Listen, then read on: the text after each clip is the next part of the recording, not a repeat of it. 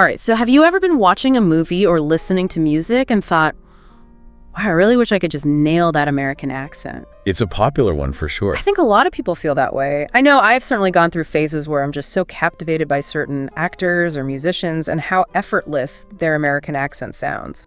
It's interesting how much an accent can impact how we perceive someone's fluency. Totally. I mean, I think we've all met people who might not have the largest vocabulary or the most perfect grammar, but they have that accent down pat, and it just sounds so natural. It makes a huge difference for sure. So for all of you out there who are working on your American accent, we've got a really interesting deep dive for you today. We've got this incredibly detailed guide, and it's specifically for advanced English learners who are laser focused on really mastering the American accent and reaching that level of fluency. What I really appreciate about this guide is that it doesn't just give you a list of pronunciation rules and say, okay, go practice. It actually dives into the why. It explains the mechanics of the accent, the subtle things that native speakers do without even thinking about it. It's almost like they've taken apart the engine of the American accent so you can really see how all the pieces work together. Right. And once you understand those underlying principles, you can start to apply them to your own speech. And that's when you really start to see progress. So our mission today is to distill the most impactful insights from this guide to help you really understand what makes the American accent unique, and more importantly, give you some actionable tips that you can start using right away to improve your own pronunciation and fluency. I think we'll uncover some surprising details along the way as well. Oh, I'm sure we will. And hopefully some of those aha moments where things just click for you. So where do we even begin with something as broad as the American accent? Well, the guide starts by acknowledging that there's no single American accent, right? Yeah. You've got all sorts of regional variations. Someone from Texas is going to sound different from someone from New York. Oh, yeah. I mean, just think about the classic Boston accent. It's so distinct. Exactly. But even though all these variations exist, there is a sort of standard, a more neutral accent that's often referred to as General American. Right. It's the kind of accent you hear a lot in national news broadcasts or in movies and TV shows. It's not tied to any specific region. That's the accent we're going to be focusing on today. Makes sense. So the guide breaks down this general American accent into 4 key phonetic elements. These are the core features that really define the accent. The first one is something called rhoticity. Basically, this refers to how Americans pronounce the R sound, particularly at the end of words or before a consonant. So a word like car? Exactly. In American English, that R is very pronounced. You really hear it. But in some other English accents, that final R might be much softer or even silent. So that's one key differentiator right there. Absolutely. The second element is something I know a lot of learners struggle with. It's the flap T.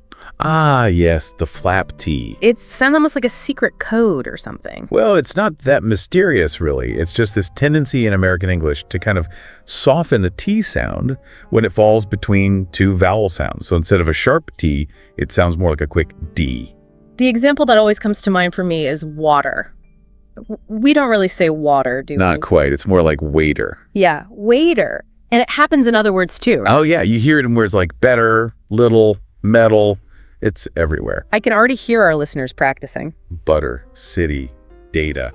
Okay, moving on to the third element, vowel sounds. Now, this one is subtle, but it's so crucial for really nailing the American accent. Because even small variations in vowel sounds can make a big difference in how you're perceived. Exactly. And the thing is, American English has its own unique set of vowel sounds, and these can differ quite a bit from vowel sounds in other English accents. The guide gives the example of the word dance.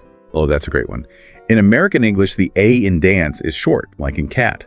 But in some other accents, that A sound is much longer, like in father. And that one difference can really change how the whole word sounds. Absolutely. And there are tons of other examples like this where American English vowels have their own distinct qualities. So it's not enough to just know the word. You have to really pay attention to how those vowels are shaped and pronounced. It's all about the nuances. All right. And the fourth element is intonation and stress. This is all about the music of the language. It's how we use our voice to create rhythm and emphasis. Because it's not just about pronouncing the individual words correctly, it's also about how you string those words together, how you create a flow and cadence that sounds natural. Exactly. And in American English, we tend to emphasize the words that carry the most meaning. So your nouns, verbs, adjectives, those get the stress. And the smaller words like prepositions and articles, those get reduced. So it's like a little dance between the strong beats and the weak beats. I like that analogy. It really is like a dance. And when you get that rhythm right, it makes your speech so much more engaging and easy to listen to. So I've got the 4 key elements: the rhoticity, the flap T, the distinct vowel sounds, and the intonation and stress. But how do we actually start to put this into practice? Well, the guide offers a ton of practical advice. Which we will get into. But before we do that, I just want to remind our listeners that if you're enjoying this deep dive, be sure to subscribe to the podcast so you don't miss any future episodes. And while you're at it, leave us a review. It really helps other learners like you find the show. Okay, now let's get back to those practical tips. What's the first thing someone should focus on when trying to improve their American accent? Well, the guide makes a strong case for getting familiar with the International Phonetic Alphabet, or IPA. I have to admit, when I first encountered the IPA, it looked a bit intimidating, all those strange symbols. I know, right? It's like learning a whole new alphabet. But once you get the hang of it, it's actually a really useful tool. Because it gives you a precise way to represent how sounds are produced. So instead of relying on the sometimes inconsistent spellings of English words, you can use the IPA symbols to see exactly how a word should be pronounced. So it takes out the guesswork. Precisely. And the guide actually provides a chart of the IPA symbols that are most relevant to American English. So it's like having a pronunciation roadmap. You know exactly where to put your tongue, how to shape your lips, how to make those sounds accurately. I highly recommend spending some time with that IPA chart. It can be a real game changer for your pronunciation. Now, the guide also calls out some specific vowel sounds that learners often find challenging. Yeah, some of these can be tricky, especially if your native language doesn't have equivalent sounds. Can we go through a few of those with their IPA symbols and maybe some example words? Absolutely. So one that often comes up is the short A sound, represented by the symbol A. You hear it in words like cat, hat, map. And that's different from the broader A sound, like in father, right? Yeah. Yes, that's a different sound altogether. That's represented by 2. So cat versus father, 2 very distinct A sounds. Then you have the E sound as in bed, represented by, and the I sound as in sit, represented by A. And just to clarify, those slashes indicate the IPA symbols, right? Exactly. Those slashes are how we differentiate the IPA symbols from regular letters. So we've got A, 2, sit.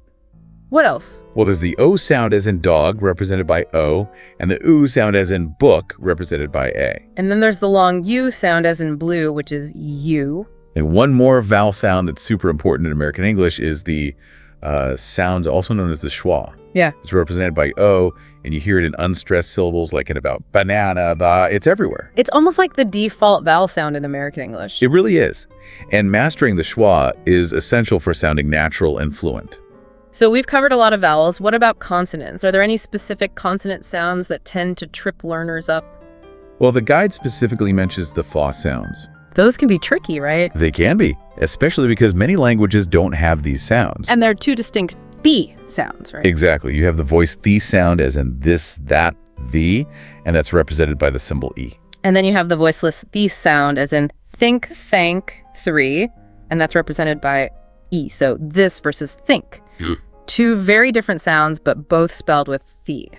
It can be confusing for sure, but the guide actually gives a really helpful tip for practicing these sounds. I'm all ears. It's all about tongue placement. Gently place your tongue between your teeth, and then either vibrate your vocal cords for the voice the, or just blow air for the voiceless the. It might feel a little strange at first. It might, but with a little practice, it starts to feel natural. And once you get the hang of those the sounds, your speech will sound so much clearer and more authentically American.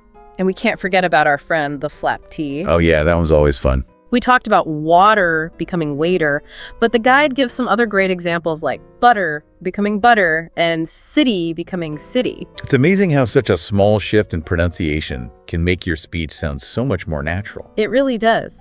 And all of these individual sounds we've been talking about, they don't exist in isolation, right? That's right. When we speak naturally, we don't pronounce each word in isolation. Words flow into each other. And that's where linking and reduction come in. Exactly. Linking is how sounds connect between words. So for example, the T at the end of what might blend with the A at the beginning of R, so it sounds like what are, almost as one word. And reduction is when unstressed words or syllables are shortened or even dropped altogether. The classic example is going to becoming gonna, or want to becoming wanna. These are essential elements of natural spoken English, and the guide emphasizes that understanding and using them correctly can make a huge difference in your fluency. Because if you're just focusing on pronouncing individual words perfectly, but you're not linking or reducing naturally, your speech is going to sound a bit robotic and unnatural. It's like learning the individual steps of a dance, but not putting them together into a smooth, flowing sequence. Exactly. And that's what really makes the language come alive. Okay, so we've got a solid foundation in pronunciation, but pronunciation is just one piece of the fluency puzzle, right? Absolutely. You can have a perfect pronunciation, but if you don't have the vocabulary to express yourself, you're not going to be truly fluent. And vocabulary goes beyond just memorizing lists of words. That's right. It's about understanding how words are used in context, how they combine with other words to create meaning. And that's where the guide's emphasis on idioms and phrasal verbs comes in. Those are essential for sounding natural and fluent.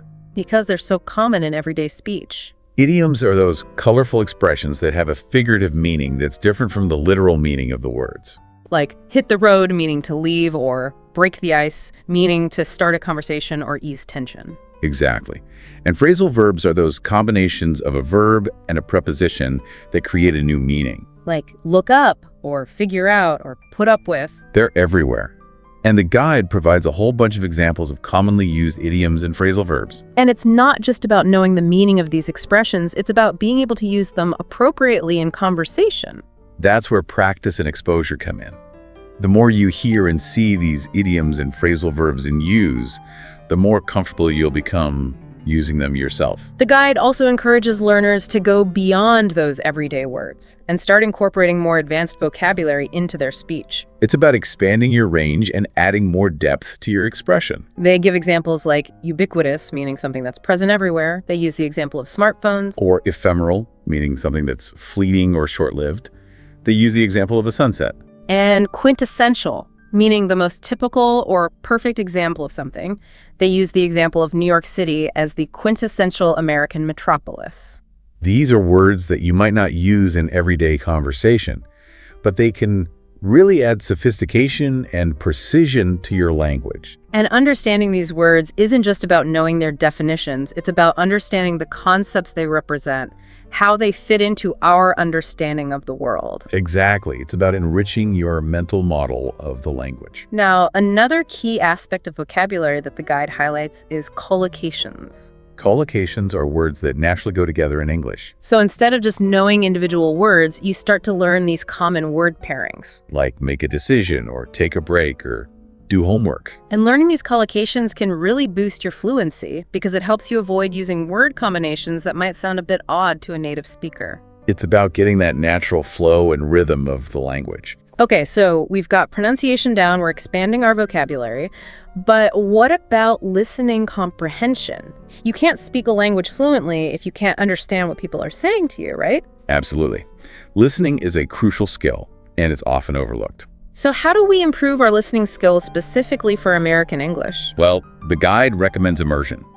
Surround yourself with the language as much as possible. That makes sense, but how do you actually do that? Well, one of the best ways is to watch movies and TV shows. And the guide actually gives some specific recommendations, right? Yeah, they mention popular shows like Friends, Breaking Bad, and The Office as great examples of American English in action. I mean, those are classics for a reason. Exactly.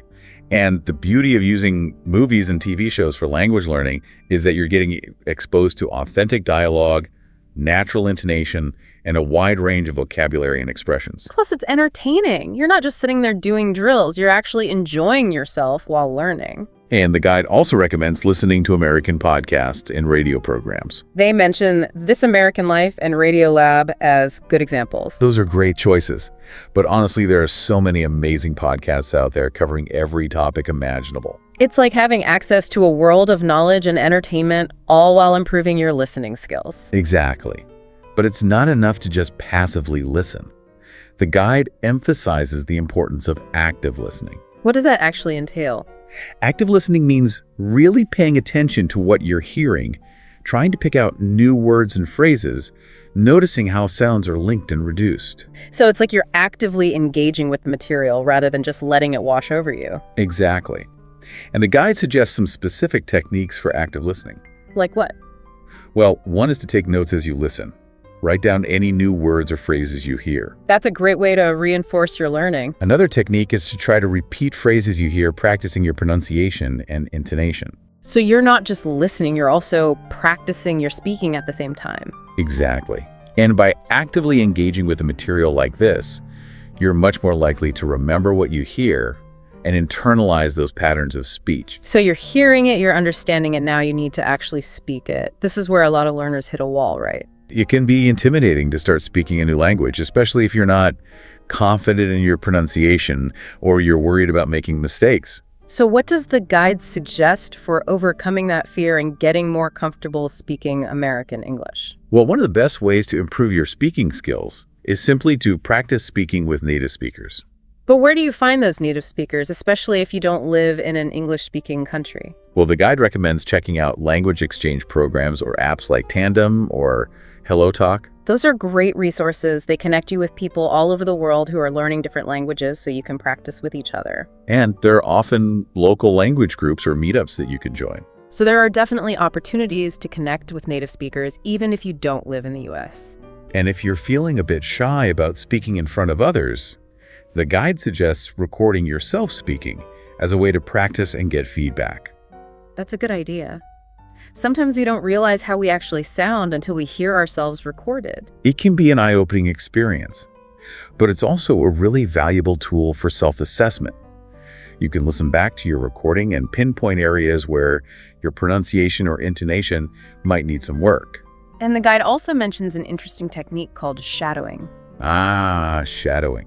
It's a great way to really internalize the rhythm and flow of spoken English. How does it work? Basically, you listen to a short audio clip of a native speaker, and then you try to repeat exactly what they're saying at the same pace and with the same intonation. So it's like you're becoming their echo. Exactly. And by doing this, you're training your ear to pick up on those subtle nuances of pronunciation, and you're also training your mouth to produce those sounds accurately. And for those who might be a bit hesitant to practice with other people right away, the guide also suggests using speech recognition software like Google Voice Typing as a practice tool. It's not the same as interacting with a real person, but it can be a good way to get some initial feedback on your pronunciation. Because if the software consistently misunderstands you, it's a pretty good sign that there's something in your pronunciation that needs work. Exactly. And it can help you identify specific sounds or words that you might need to practice more. So we've covered a lot of ground here, but we haven't yet talked about the importance of cultural context. Yes. Language and culture are inextricably linked. You can't truly master a language without understanding the cultural context in which it's used. And the guide touches on this as well, emphasizing the importance of understanding American holidays and traditions, social norms, even pop culture references. Because all of these things influence how language is used. Exactly. For example, if you don't understand the significance of Thanksgiving, you might not fully grasp the nuances of certain conversations or jokes that revolve around that holiday. And the guide also mentions American slang. Slang is such a big part of everyday speech, so it's important to have at least a basic understanding of it. Because if you're not familiar with common slang terms, you might miss out on a lot of the humor, or you might misinterpret what people are saying. And the guide gives some examples of common American slang words like cool, awesome, and chill. Those are pretty ubiquitous. They are. And it's interesting to see how slang evolves over time. What was considered cool slang 20 years ago might sound totally outdated today. It's a living language, always changing. And the guide also points out that even within the US, there are regional variations in vocabulary. Like the classic example of soda versus pop. Yeah, depending on where you are in the country, you might call a carbonated beverage a soda, a pop, or even a Coke. And those regional differences are part of what makes the language so fascinating. They add color and richness to the tapestry of American English. Exactly. And the guide emphasizes that while it's important to have a solid foundation in general American, it's also fun to explore these regional variations and appreciate the diversity of the language. Now, beyond all the specific pronunciation and vocabulary tips, the guide also talks about the importance of developing the right mindset for fluency. What do you mean by that? Well, it talks about the need to shift away from constantly translating in your head. That can be a hard habit to break. It is, but the guide encourages learners to try to think directly in English as much as possible. Because ultimately, fluency is about being able to express yourself spontaneously without having to go through that extra step of translation. And it recommends practicing speaking on a wide range of topics to really stretch your vocabulary and your ability to think on your feet. The more you practice, the easier it becomes. And the guide also reminds us that language learning is a journey, not a destination. It's an ongoing process of discovery and refinement. And there are so many resources available to help us along the way. Absolutely. From language learning apps like Duolingo to online communities like Reddit, there are endless opportunities to learn and practice. And the guide encourages learners to experiment and find the methods and resources that work best for them. Because everyone learns differently, and what works for one person might not work for another. So it's all about finding your own path to fluency. And enjoying the journey along the way. Now, as we're working towards fluency, it's also helpful to be aware of some common mistakes that learners often make. Because being aware of these pitfalls can help us avoid them. And the guide highlights a few of these common mistakes. One that comes up frequently is overusing formal language in casual settings. So like saying hello instead of hi, or good evening instead of hey. Exactly. While it's good to know the formal versions of these greetings, they can sound a bit stiff or out of place in everyday conversations. The guide also stresses the importance of getting the pronunciation right for those common everyday words that we might take for granted. Words like comfortable or vegetable or interesting. These are words that we use all the time, but they can be surprisingly tricky to pronounce correctly. And the guide emphasizes that even small errors in pronunciation can impact how clearly you're understood. And we talked earlier about the importance of intonation and stress, but the guide reminds us that these can be tricky for learners as well. Because the way we use stress and intonation in American English can be quite different from how it's done in other languages. And even a slight change in stress can completely change the meaning of a word. The guide gives the example of the word record. If you stress the first syllable, it's a noun meaning a written account of something. But if you stress the second syllable, it's a verb meaning to preserve something in writing or audio. So it's a completely different word depending on where you put the stress. Exactly. And finally, the guide cautions against direct translation from your native language. This is a trap that many learners fall into. Because it can lead to sentences that sound awkward or unnatural or even grammatically incorrect. So it's important to learn how to think in English and express yourself directly in the language rather than relying on translation. It's a shift in perspective, but it's essential for achieving true fluency. Okay, so we've got a good understanding of the mechanics of the American accent and some of the common mistakes to avoid, but how do we actually put all of this into practice? Well, the guide offers a whole bunch of practical exercises that you can do on your own or with a language partner. Give us some examples. One classic exercise for pronunciation practice is tongue twisters. Those are always fun. They're challenging, but they're a great way to work on specific sounds and improve your articulation. And they can be quite entertaining, too. The guide gives the example of, she sells seashells by the seashore. Try saying that 3 times fast. Another helpful exercise is role-playing. So like pretending to be in different situations and practicing the language you would use in those situations? Exactly. The guide suggests scenarios like ordering food at a restaurant, asking for directions, or making a phone call. And the beauty of role-playing is that it gives you a chance to practice using the language in a meaningful context. It's much more engaging than just repeating drills from a textbook. The guide also recommends reading aloud and recording yourself as you read. This is a great way to get feedback on your pronunciation and intonation. And you can compare your recording to that of a native speaker and see how you measure up. And finally, the guide recommends doing dictation exercises. So listening to audio clips and writing down exactly what you hear. Exactly. This is a great way to improve both your listening comprehension and your spelling. And you can use audio from all sorts of sources: movies, podcasts, news broadcasts, anything you find interesting. And what's really important with all of these exercises is consistency. Even if you can only spare a few minutes each day, that's better than doing nothing at all. It's about making language learning a regular part of your routine. And over time, those small efforts will add up to significant progress. So, to wrap things up, this deep dive has really been about exploring the multifaceted nature of speaking English fluently with an American accent. It's not just about memorizing grammar rules or vocabulary lists. It's about developing a deep understanding of the sounds, the rhythm, the cultural context, and the overall feel of the language. And the guide we've been discussing today provides a comprehensive roadmap for anyone who's serious about achieving that goal. It's packed with practical advice and actionable tips that you can start using right away. And most importantly, it emphasizes that this is a goal that is within reach for anyone who's willing to put in the time and effort. It's a journey, and it's a rewarding one. Because being able to communicate fluently in another language opens up a world of possibilities. It allows you to connect with people from different cultures, to explore new ideas, and to experience the world in a whole new way. And that's something truly special. So for our final thought today, we want to challenge you to pick one specific thing we've discussed today. Maybe it's that softening of the T sound, or trying out a new idiom, or even just actively listening to a few minutes of an American TV show, and really focus on it the next time you're interacting in English. Notice how native speakers use it. Try it out yourself. See what you discover. It's that ongoing process of observation and experimentation that really drives progress in your language learning journey. And remember, have fun with it. The more you enjoy the process, the more likely you are to stick with it and achieve your goals. So keep practicing, keep exploring, and keep that passion for language alive. Until next time. See ya, Jenna. Bye. Okay, so we're back. And, we've got this really awesome set of excerpts you sent us from Advanced Vocabulary in American English with pronunciation and examples. That's a good one. It is. It's really solid stuff. And what we want to do today is really pull out those words, the ones that you can use to really add some depth to what you're saying and make your communication a little bit more,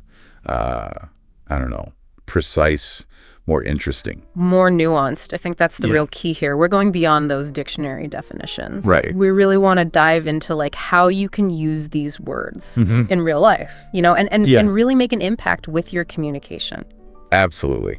And to make it all, sort of easy to follow, we're going to break things down into a few different themes. Yeah. We'll start with words that help you express those emotions, like, those really nuanced feelings that we all have.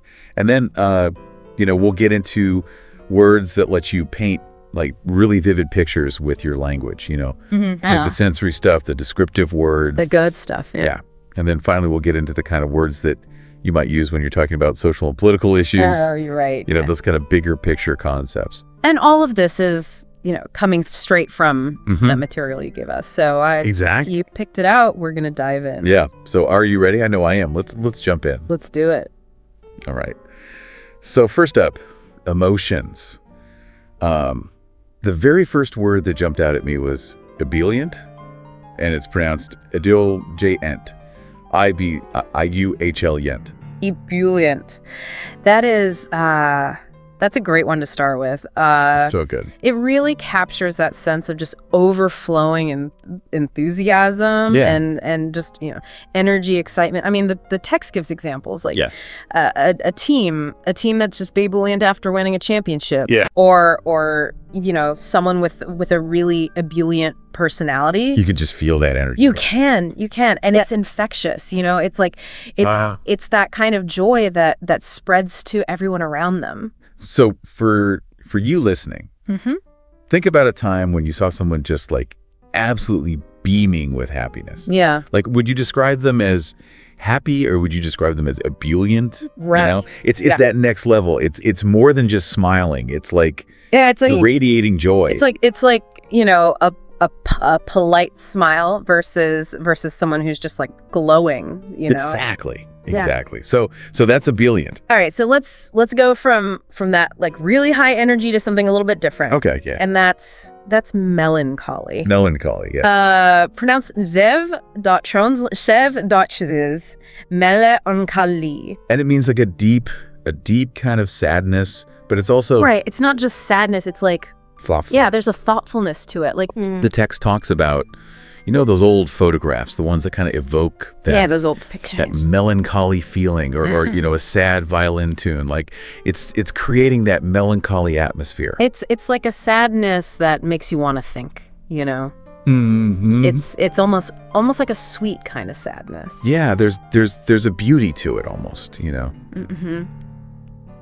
So for you listening, like, when would you choose to use melancholy instead of just plain old sad? Right.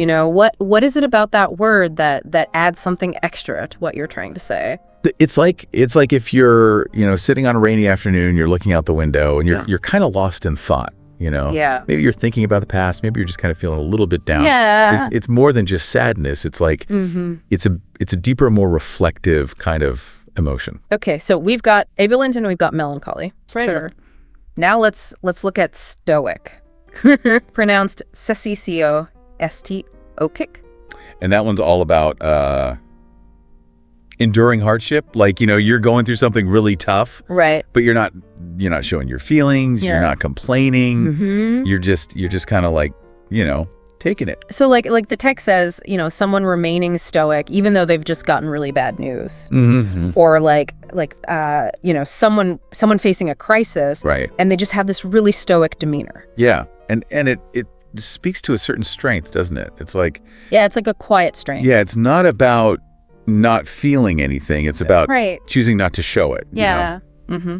For you listening, have you ever seen someone like face a really difficult situation? Yeah. But they just handle it with this incredible composure. Yeah. Like they're not going to let it break them. Mm-hmm. That's stoic. That's what that word means. Okay, so let's move on to another emotion here. Apathy. Okay, apathy. Pronounced A-P-O-E, A-P-A. And apathy is really interesting because it's about a lack of feeling, a lack of interest, enthusiasm, concern. It's like you just don't care. Like the examples in the text. Yeah.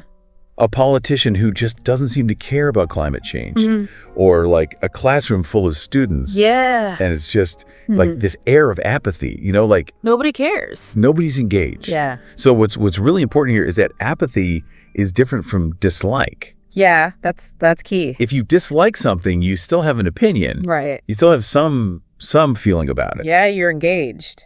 But with apathy, you're just not there. It's like a void. There's just nothing there. So think about it this way.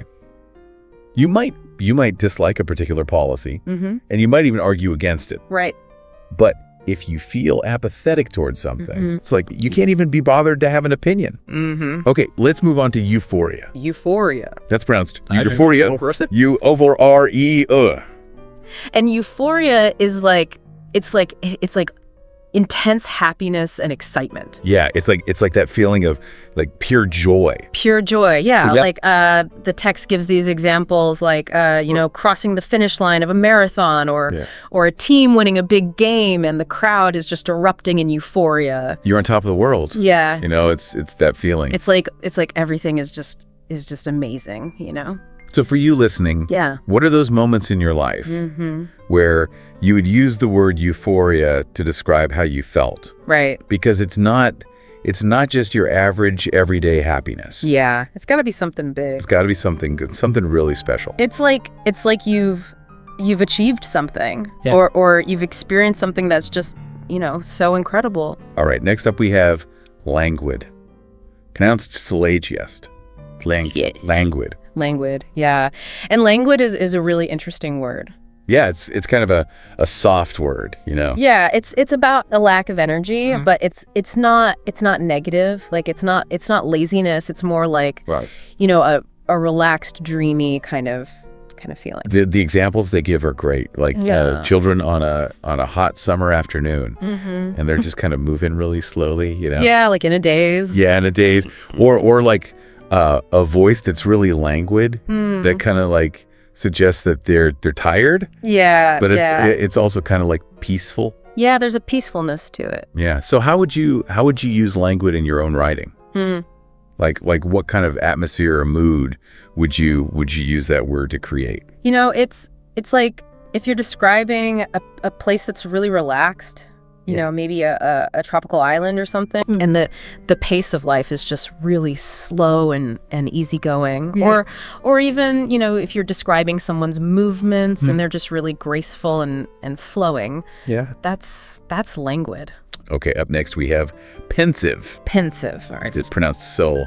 P-A-N-sive. And pensive is all about, being deep in thought. Yeah, it's like you're really thinking hard about something, and maybe there's a little bit of sadness mixed in. Yeah, there's often a little bit of melancholy there. Like the text gives these examples of, someone who's sitting by a window, they're pensive, they're watching the rain, or someone who's, making a really difficult decision and they have this pensive expression on their face. Yeah. It's like their mind is just, working through all these possibilities. So when you see someone who looks pensive, what do you think is going on in their head? I think they're weighing something carefully. They're thinking about, the past, the future. Maybe they're trying to solve a problem. But there's a seriousness to it, It's not just like daydreaming. Okay, so pensive is kind of a quiet emotion. Let's look at something a little bit more intense. Exasperation. Exasperation. Pronounced exasperation.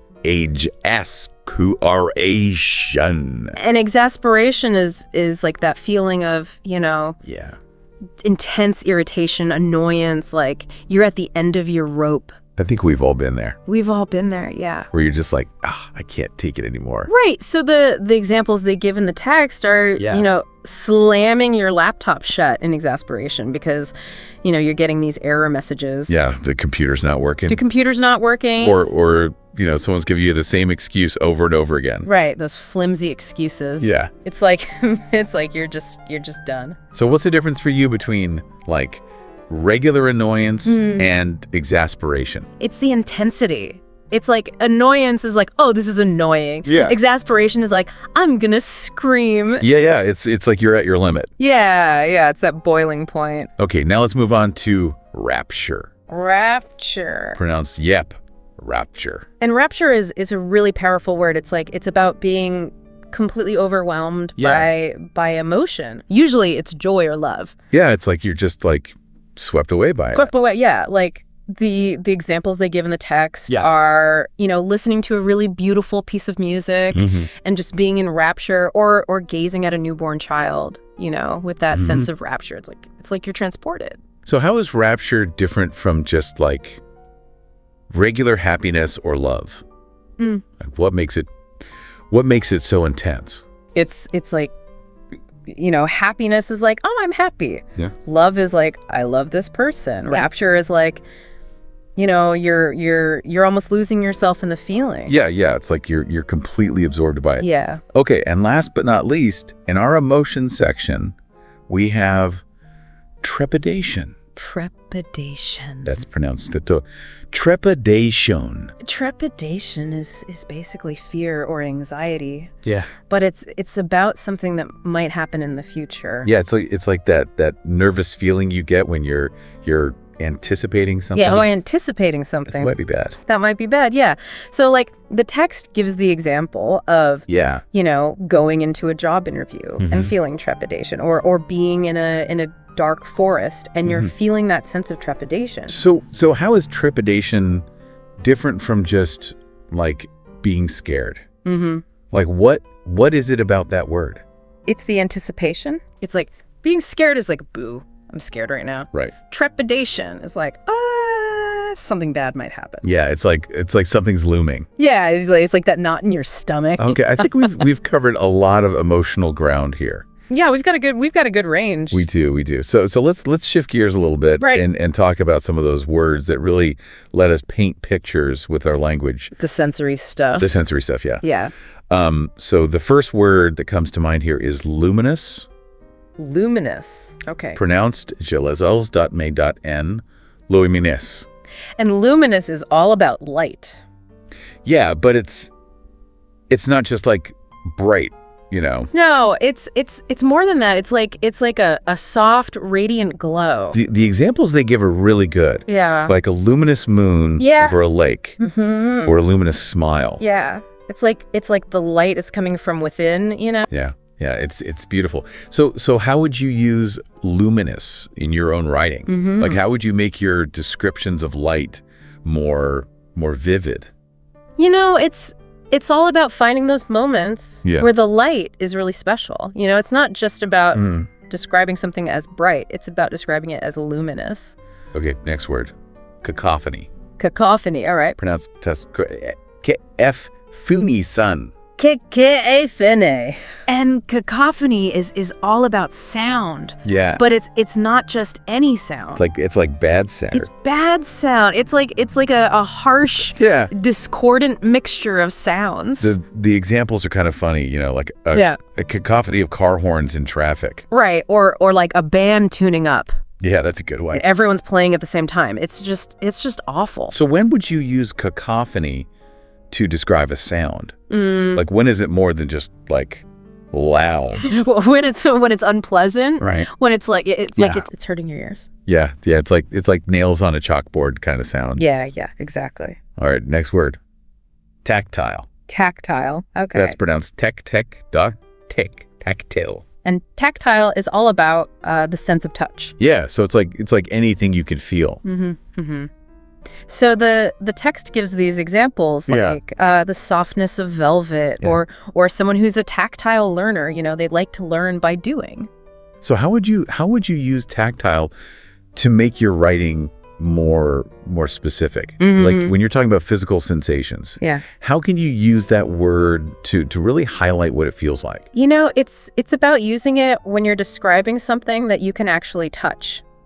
So, you know, it's not just about seeing it or hearing it. It's about how it feels against your skin. Okay, next word. Ephemeral. Ephemeral, okay. Pronounced Knefia. T-U-E-A. First no. Ephemeral is all about things that don't last very long. Yeah, it's like fleeting, you know? Fleeting, yeah. Like the text gives these really beautiful examples, like the ephemeral beauty of cherry blossoms, or the ephemeral joy of a perfect moment. Yeah, it's like they're here 1 minute and gone the next. So how can you use ephemeral to emphasize that something is short-lived? Yeah. Like what does that word add to your writing? I know it's about using it when you want to kind of highlight the preciousness of something that's not going to last. Yeah. It's like it makes it even more special. Yeah. Because you know it's not going to be there forever. Okay, next word. Visceral.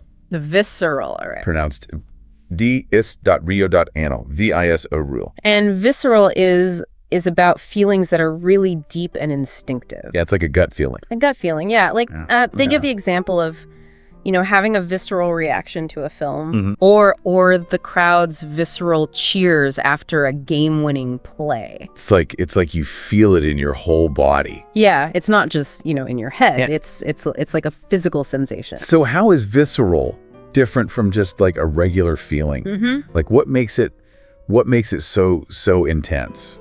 It's like, you know, a regular feeling is like, oh, I'm happy or I'm sad. Right. Visceral is like, you know, you feel it in your gut. Yeah. It's coming from a deeper place. Yeah. Okay, next word. Pungent. Pungent, okay. Pronounced Maya, P-N-P-E-D. And pungent is all about smell. Yeah. It's about a strong, sharp smell. Like they give the example of like the aroma of garlic and onions cooking, or like the stench of an abandoned building. Yeah. It's like the smell is so strong, it almost hurts your nose. So when is it not enough to just say strong smell? Like when do you need to use pungent? When it's sharp. Yeah. When it's like it's got that bite to it. Yeah. It's like almost aggressive, you know? Yeah. Okay. Next word. Resplendent. Resplendent. Pronounced Risold Kalain Dadado. Rish. Splendent. And resplendent is all about, you know, shining brightly, like dazzling. Yeah, it's like a really magnificent kind of beauty. Magnificent beauty, yeah. Like they give these examples of, you know, a queen resplendent in her jewels, or a forest resplendent with the colors of autumn. Yeah, it's like you can't take your eyes off of it. So how can you use resplendent to make your descriptions of beauty more powerful? Like, what is it about that word? You know, it's about using it when you want to really emphasize the brilliance and the splendor of something. Yeah, it's like it's glowing from within. Yeah. Okay, next word. Sonorous. Sonorous. All right. Pronounced the Sixters.ner. Van Aruz. And sonorous is all about sound again. Yeah. But it's about a deep, rich sound. Like the examples they give. A sonorous voice. Or the sonorous tolling of bells. Yeah. It's like the sound is full and resonant. So what kind of sounds do you think deserve to be called sonorous? Like what makes them special? You know, it's got to be a sound that has depth. Yeah. It's got to be a sound that kind of vibrates in your chest. Yeah. It's like it fills the whole space. Yeah. Okay, next word. Diaphanous. Diaphanous, all right. Pronounced desav.nes. Di-A-F. And diaphanous is all about things that are light and delicate and kind of see-through. Yeah, it's like they're barely there. Barely there, yeah. Like they give the example of, a diaphanous scarf. Yeah. Or the diaphanous wings of a dragonfly. Yeah, it's like you could almost see through them. So how can you use diaphanous to make your writing more ethereal? Like what does that word add to your descriptions? It's about using it when you want to create that sense of lightness and delicacy. It's like the object is almost floating. Okay, and next we have olfactory. Olfactory, all right. Pronounced darylsic.tr.i olfactory. And olfactory is basically just a fancy word for smell. Smell, yeah. So like they give the example of, the olfactory thrill of fresh coffee, or like having a really strong sense of smell. Yeah, heightened olfactory senses. So when would you use olfactory instead of just smell? Like is there a time when it's more appropriate? It's funny when you think about it, but food, it's such a basic thing, right? We all need to eat. Yeah, absolutely. But it's so much more than just fuel. You look at the material you sent me, and it's just incredible how much food is tied to, like, our cultures, our families, our traditions, all of that. Oh, totally. And I think especially, in places like the UK and the USA, which we're focusing on today, those food traditions run really deep. Right. So for this deep dive, we're tackling advanced English conversation, but all about food. And we're really going to try to dig into not just the words themselves, but like the whole cultural side of things, give folks the tools to really understand and talk about food, like with real depth. Exactly. So we'll start with the cultural significance, then look at some vocabulary and phrases. Then we'll dive into each country, the UK and the US, their specific food cultures. We'll compare them a bit, and then wrap up with some tips for actually talking about food in English. Sounds good to me. So let's kick things off with this idea of food as a cultural identifier. You look at a dish and it can tell you so much about a place, right? Like its history, its geography, its people, all of that. Yeah, definitely. It's like an edible history book in a way. Like, think about haggis in Scotland. Oh, yeah, that was something I was really curious about from your material. Right. So it came about because resources were scarce in the Highlands, and they had to use every part of the animal. Makes sense. And now it's like this iconic symbol of Scotland, right? Wow. You see it at celebrations, festivals, all that. It's become like a national dish almost. Exactly. Or think about soul food in the U.S. It's not just like a style of cooking. It reflects the history, the resilience of the African-American community, particularly in the South. It's food with a story behind it, Totally. And that story is like embedded in the flavors, the ingredients, the way it's prepared, all of it.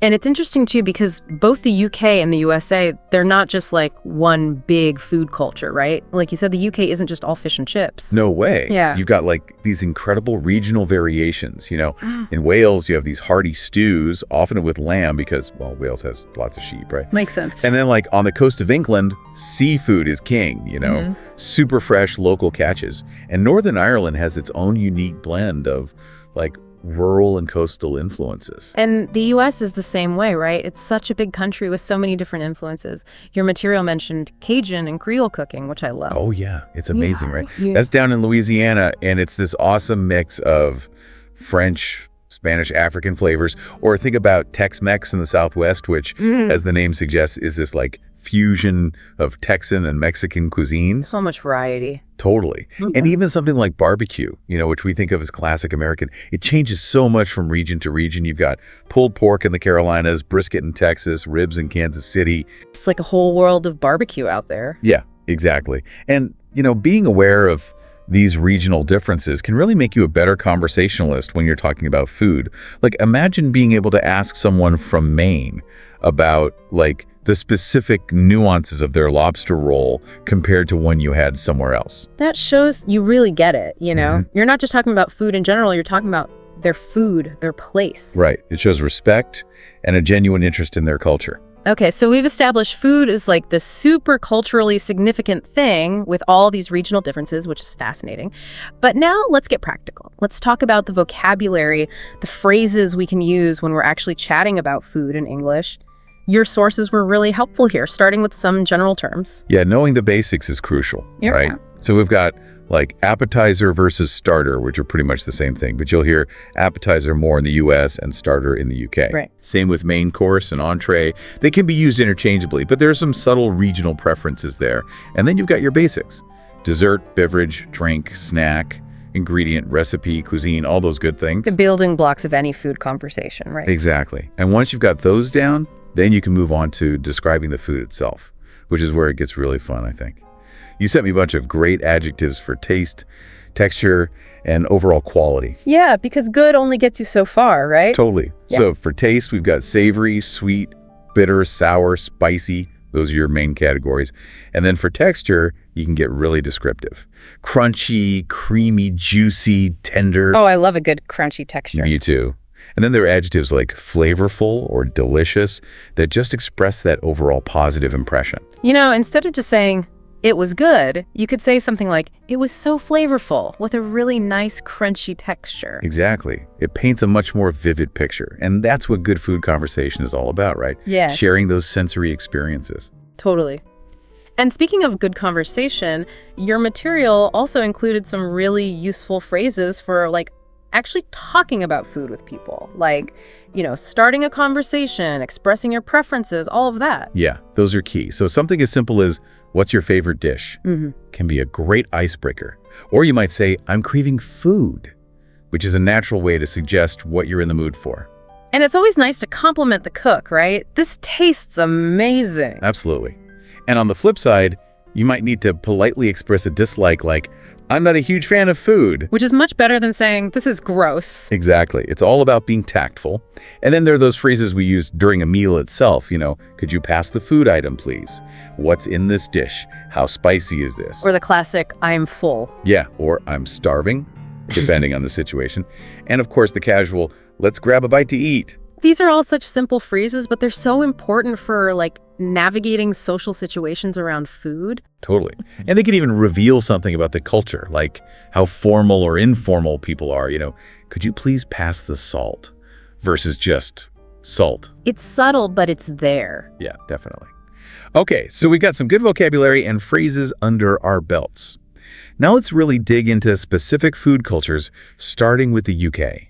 So from your research, what are some of those classic British dishes we need to know about? All right, so from your research, what are the absolute must-know British dishes? Well, you can't talk about British food without mentioning fish and chips, right? It's iconic. Battered fish, crispy fries, vinegar, what's not to love? Exactly. And then there's the Sunday roast. It's a real institution, usually roast beef, lamb, or chicken with roast potatoes, Yorkshire pudding, all sorts of veggies. It's like a meal that just screams comfort food. Totally. Oh, and we can't forget the full English breakfast. Eggs, bacon, sausages, beans, tomatoes, mushrooms, toast. It's a feast. That sounds like it could keep you going for a whole day. Yeah, it's definitely not a light breakfast. Now, for some other classics, there's shepherd's pie, which is basically minced lamb or beef topped with mashed potatoes. Hearty and delicious. Okay, that's going on my list to try. What else? Bangers and mash is another good one. Sausages with mashed potatoes and gravy. Yeah. Simple, but super satisfying. Simple and satisfying. That's a good combo. Right. And for something a bit more portable, there's the Cornish pasty, which is a baked pastry filled with meat and veggies. It was originally a lunch for miners because it was easy to carry and kept well. Smart. And then there's the ploughman's lunch, right? Which is more of a cold meal. Exactly. Usually cheese, bread, pickles, and maybe some salad. It's a nice light option. So lots of hearty, comforting food in British cuisine. But your sources also talk about how it's not just about the dishes themselves, it's a whole culture, right? Like tea, for example. Oh yeah, tea is huge in the UK. It's not just a drink, it's like a social ritual. People have tea breaks at work, afternoon tea with friends and family. Yeah, I've always been fascinated by afternoon tea. It's so elegant. It is. You've got your tea, of course, and then these dainty finger sandwiches, scones with clotted cream and jam, and all sorts of beautiful pastries. It's an experience, not just a meal. Exactly. And then we've got pub culture, which is a big part of British life. From what I've seen in the material you sent, pubs seem like they're as much about the social scene as they are about the drinks. Oh, for sure. People go to pubs to meet friends, relax after work, watch sports, and they often serve food too, pub grub. Yeah, what's that like? It's usually pretty classic British fare, like pies, burgers, fish and chips, things that go well with a pint. Makes sense. Just a casual, comfortable atmosphere. And another thing to note is the emphasis on seasonal eating in the UK. Oh, like using fresh local ingredients that are in season. Yeah, exactly. So in the summer, you'll see lots of salads, fresh fruit, things like that. And then in the winter, it's all about those hearty stews, roasts, root vegetables. That's a great way to eat. It is. It's fresh, it's sustainable, and it just tastes better. And one last thing I wanted to touch on is the influence of international cuisines on British food. Oh, right, because the UK is super multicultural, isn't it? Exactly. So you've got fantastic Indian food, Chinese food, Middle Eastern food. All these different cuisines have really become part of the British food landscape. So it's a real melting pot of flavors these days. It really is. And that's part of what makes British food culture so interesting. It's always evolving. Okay, that was a great overview of British food culture, and I'm officially hungry now. Now, can we talk about those quirky British food idioms? I love those. Oh yeah, those are fun. Like the best thing since sliced bread. I mean, what does sliced bread even have to do with anything? Right, it's just a way of saying something is amazing, like a real innovation. Makes sense. And what about spill the beans? I feel like I hear that one a lot. Yeah, that just means to reveal a secret. Ah, okay. And piece of cake is a good one for describing something that's really easy to do. Yeah, it was a piece of cake. Exactly. And then you've got bring home the bacon, which is all about earning a living, being successful. Ah, like bringing home the metaphorical bacon to feed the family. Precisely. And I love in a pickle for being in a tough situation. Yeah, in a pickle is a good one. And chew the fat is a fun way to describe just like hanging out and chatting. Yeah, just like we're doing now. Exactly. Bite off more than you can chew is another good one. But that's when you take on too much, Happens to the best of us. Definitely. Butter someone up is a bit cheeky. Yeah. It means to flatter someone excessively to get something you want. Ah, strategic flattery. Right. The icing on the cake is a nice one. It's that little extra something that makes a good situation even better. Love that one. And finally, full of beans. Yeah, that's when someone is super energetic, lively. Got it. So many good idioms. Okay, we've got a good grasp of the UK side of things. Now let's cross the Atlantic and head to the US. What are some of those quintessential American dishes we need to know about based on the material you found? Well, we've got to start with the classics, right? Hamburgers and hot dogs. Those are like the ultimate American fast foods. You see them at barbecues, baseball games, everywhere. It's true, they're so iconic. They are. And then there's fried chicken, which is super popular, especially in the South. Crispy, juicy, flavorful. Oh yeah, good fried chicken is the best. It is. And macaroni and cheese, that's another one that just screams comfort food. Creamy, cheesy, delicious. Pure comfort. And of course, we can't forget barbecue or BBQ. That's a whole world unto itself, right?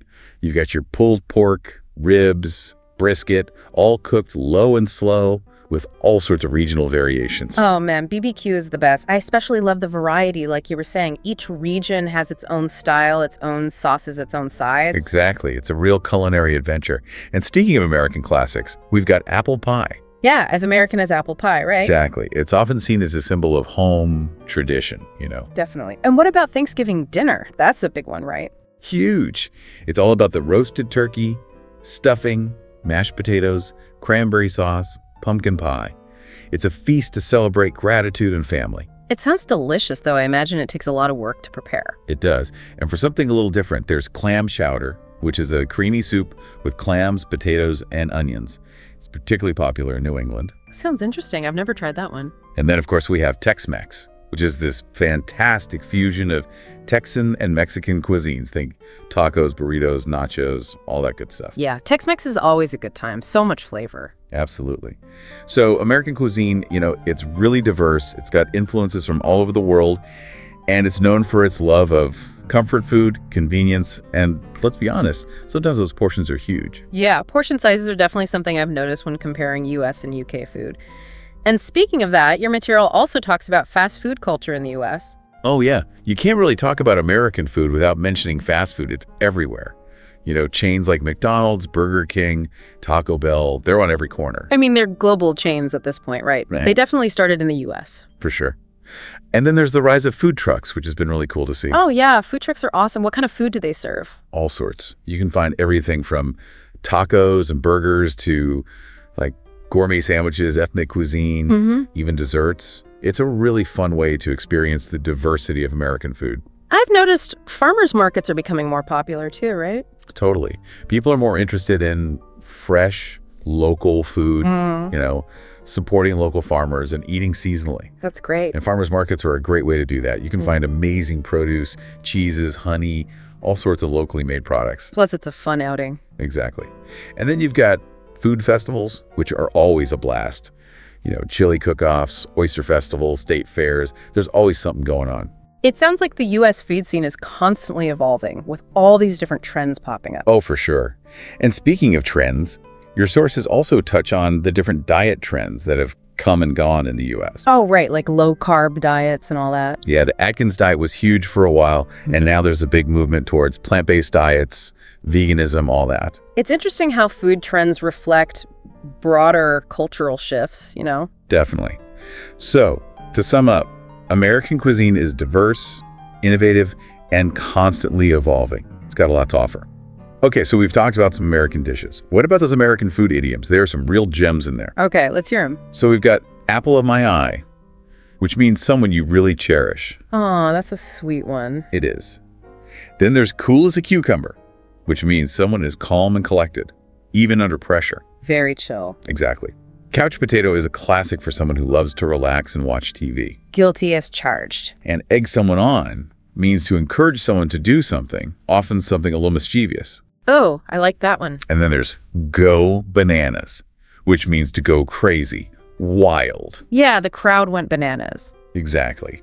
In a nutshell means to summarize something concisely. Like we're doing with this deep dive. No, you got it. Spice things up means to make something more exciting. Add a little flavor. Right. Take it with a grain of salt means don't believe everything you hear. Sound advice. The whole 9 yards means everything, the complete thing. Like we're going the whole 9 yards with this food conversation. That's right. And finally, piece of pie is similar to piece of cake in the UK. It means something is easy. Okay, so many good ones. All right, so we've explored the UK and the US separately, but based on your research, what are some of the biggest similarities between their food cultures? Well, I think a big one is the love of comfort food. Those dishes that just make you feel warm and fuzzy inside. Totally. Comfort food is the best. Right. And both countries have been heavily influenced by immigrant cuisines. The US is a melting pot, and the UK is super multicultural too. It's true. It's really enriched their food cultures. Yeah, for sure. And both have that love of fast food, which, is both good and bad. Convenience versus health, right? Exactly. And both cultures place a big emphasis on food during holidays and celebrations. You've got your Thanksgiving in the US, Christmas dinner in the UK, all those special meals that bring people together. Food is definitely a way of showing love and connection. Okay, so what about the differences? Where do the UK and the US diverge when it comes to food? Well, portion sizes are a big one. You'll definitely get bigger portions in the US. Oh, yeah, for sure. I've experienced that firsthand. And breakfast habits are different, too. The UK is all about those savory breakfasts, like the full English. Well, the US leans towards sweeter options, right? Pancakes, waffles, French toast, all that. Exactly. And then there's the tea versus coffee thing. Tea is like a national beverage in the UK, while coffee reigns supreme in the US. It's funny how those two drinks can be so culturally significant. It is.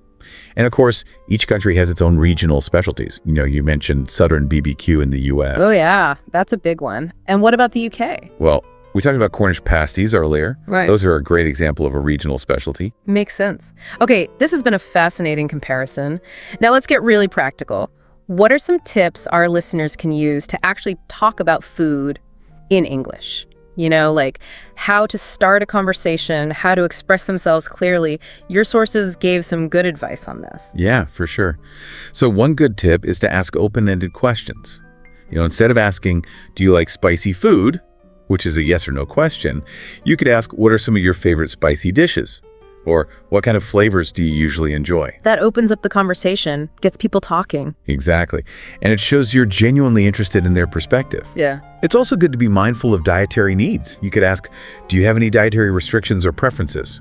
Especially if you're planning to share a meal. That's always considerate. And it can lead to some interesting conversations too, right? Like finding out about different diets and cuisines. Totally. And don't be afraid to show your curiosity.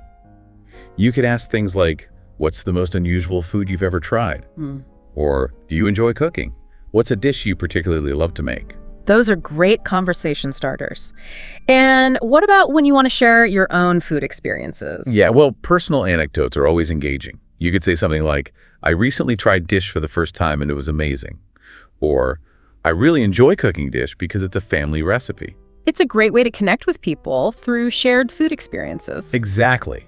And if you didn't love something, but you want to be open-minded, you could say, I'm not usually a fan of food, but I'm willing to try it again sometime. It shows you're willing to step outside your comfort zone. Right.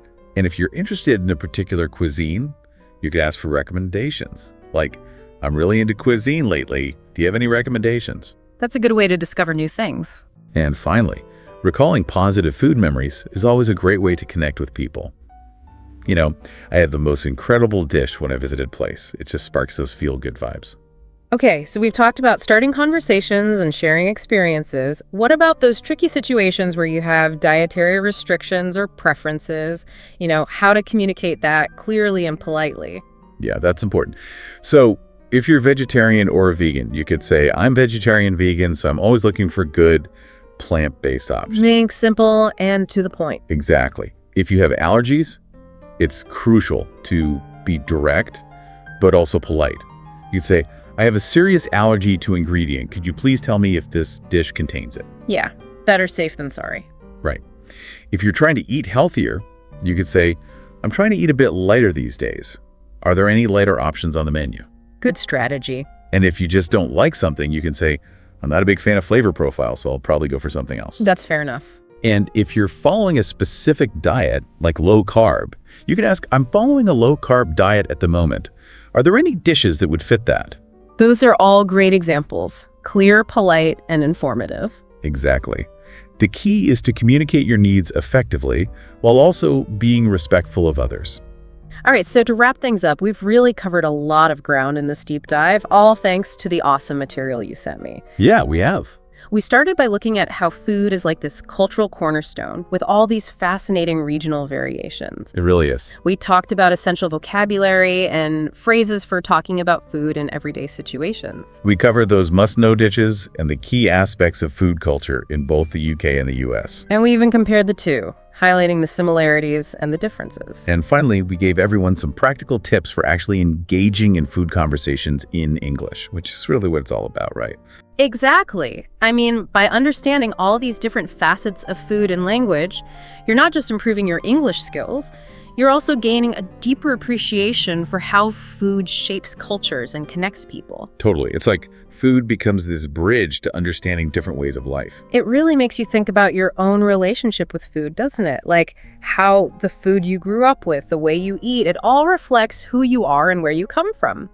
It'd be interesting to hear from our listeners about any times they noticed a surprising similarity or difference in food culture when talking with someone from another country. Oh, that's a great question.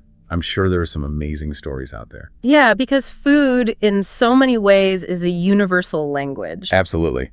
But with all these unique dialects, each culture brings its own flavor to the table, which makes it all the more exciting to explore. Exactly. So keep exploring those flavors, everyone. And until next time, happy eating. Okay, so you've given us this really fascinating collection of info all about these apps, like the ones that are supposed to help you learn English. And that's kind of what we're going to dig into today, right? Our whole mission here, it's like we're going on an expedition, into this whole world of apps and stuff. Yeah. We want to figure out what really works, what's useful, and what'll help you guys, listening, figure out okay, which app is actually right for me? No. Or maybe I need like a combo of a couple of apps to really get what I want out of this. It can be so overwhelming, you know? I told you. You go to the App Store, you search Learn English, and it's like, bam, a million things pop up. Yeah. It's hard to know where to even start. So we're here to kind of be your guides through this crazy world of language learning apps. We're going to cut through all that noise, show you what's actually good, and help you understand how each app approaches things differently. Exactly. Like, we'll look at why these apps have become so popular in the first place. What are they actually trying to teach you? And then we'll get into the nitty-gritty of some of the big names out there, what they're good at, where they fall short. You know, we'll even look at apps that are laser focused on specific skills, like nailing your pronunciation or writing like a pro. Mm-hmm. So get ready for a deep dive into all things English learning apps. By the end, you'll be ready to choose the right tools for your own language goals, whether you're a total beginner or you've been at it for a while. We're talking about apps that turn learning into a game, others that try to make you feel like you're living in an English-speaking country, Yeah. and even ones that let you chat with native speakers, all from your phone or tablet or whatever you've got. Mm-hmm. Okay, so let's unpack all this. First things first. Mm-hmm. Why are there so many of these English learning apps out there? Well, if you take a step back and look at the big picture, English has become increasingly important, like in every aspect of life. Your sources really highlight its importance in academics for anyone who wants to get ahead in their careers. Yeah. And honestly, just as a way to connect with more people and access more information from all over the world. And these apps, they're like having a personal English tutor who lives in your phone. They're designed to be interactive, personalized. Mm-hmm. They give you lessons, exercises, and the best part, instant feedback, which is huge for learning. That's it. And they use all sorts of cool teaching methods to try to make learning stick and, you know, actually be kind of fun. It's pretty amazing how many different ways they've come up with to teach you. You mentioned earlier that some of them turn learning into a game, like with points and rewards and stuff. Yeah. Gamification, it's called, right? Gamification, exactly. It's pretty cool how turning studying into a game can make it feel less like a chore and more, well... Like something you actually want to do. Yeah. Yeah, exactly. It can be really motivating, especially for people who aren't used to studying a lot. And then there's spaced repetition, which sounds kind of complicated, but the idea is actually super simple. Yeah, tell me about that. And super effective. It's basically like you learn something new, and then the app reminds you to practice it again right before you're about to forget it. Oh, interesting. This helps lock it into your long-term memory. It's particularly good for learning new vocab. So it's all about timing, like knowing when to bring that information back up so you don't forget it. Exactly. And it's way more effective than just cramming everything in at once and then forgetting half of it the next day. It's like fighting that forgetting curve. That makes a lot of sense. And then you have immersive learning, which is kind of like being dropped in an English-speaking environment without relying on translations. Right. It forces you to think in English, which can be really challenging at first, but ultimately very rewarding. So instead of always translating in your head, you're kind of forced to just absorb the language more naturally. Exactly. And that's something these immersive apps try to replicate. It's like learning by doing, in a way. Exactly, learning by doing. And of course, the other huge thing about these apps is how convenient they are.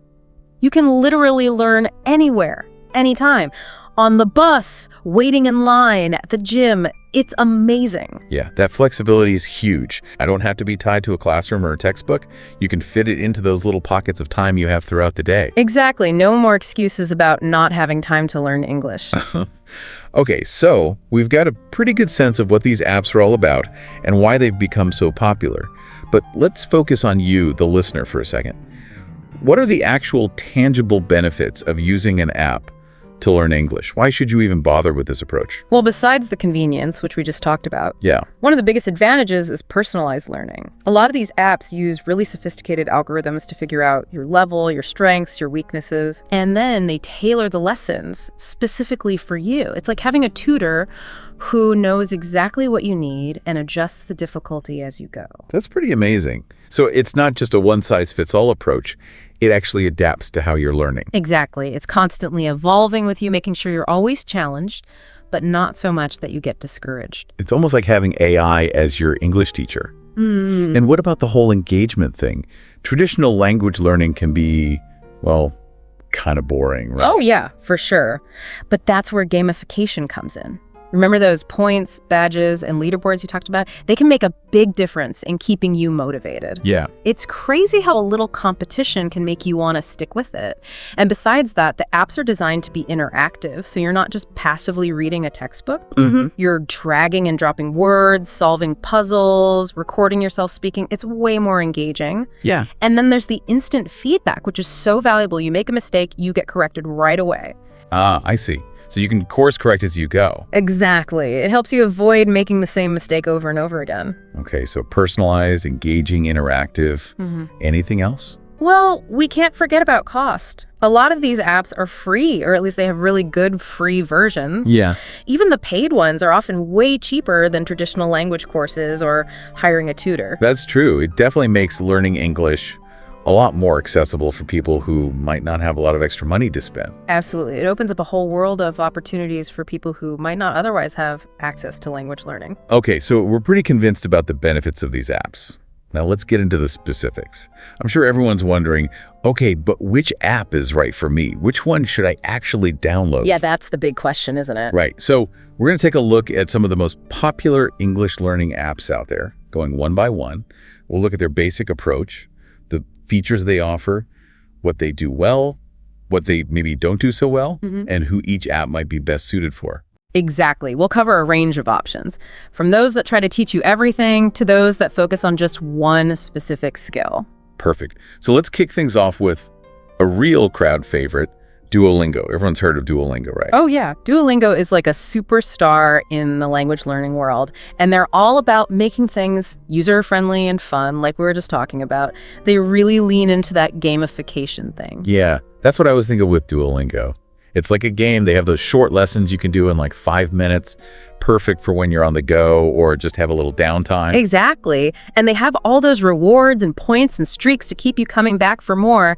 Plus, they have exercises for pretty much every skill, like speaking, listening, reading, writing. It's a really well-rounded app. They even have those speaking exercises where you have to talk into your phone and the app tries to understand what you're saying. Oh, yeah. They use voice recognition technology to assess your pronunciation, which can be really helpful.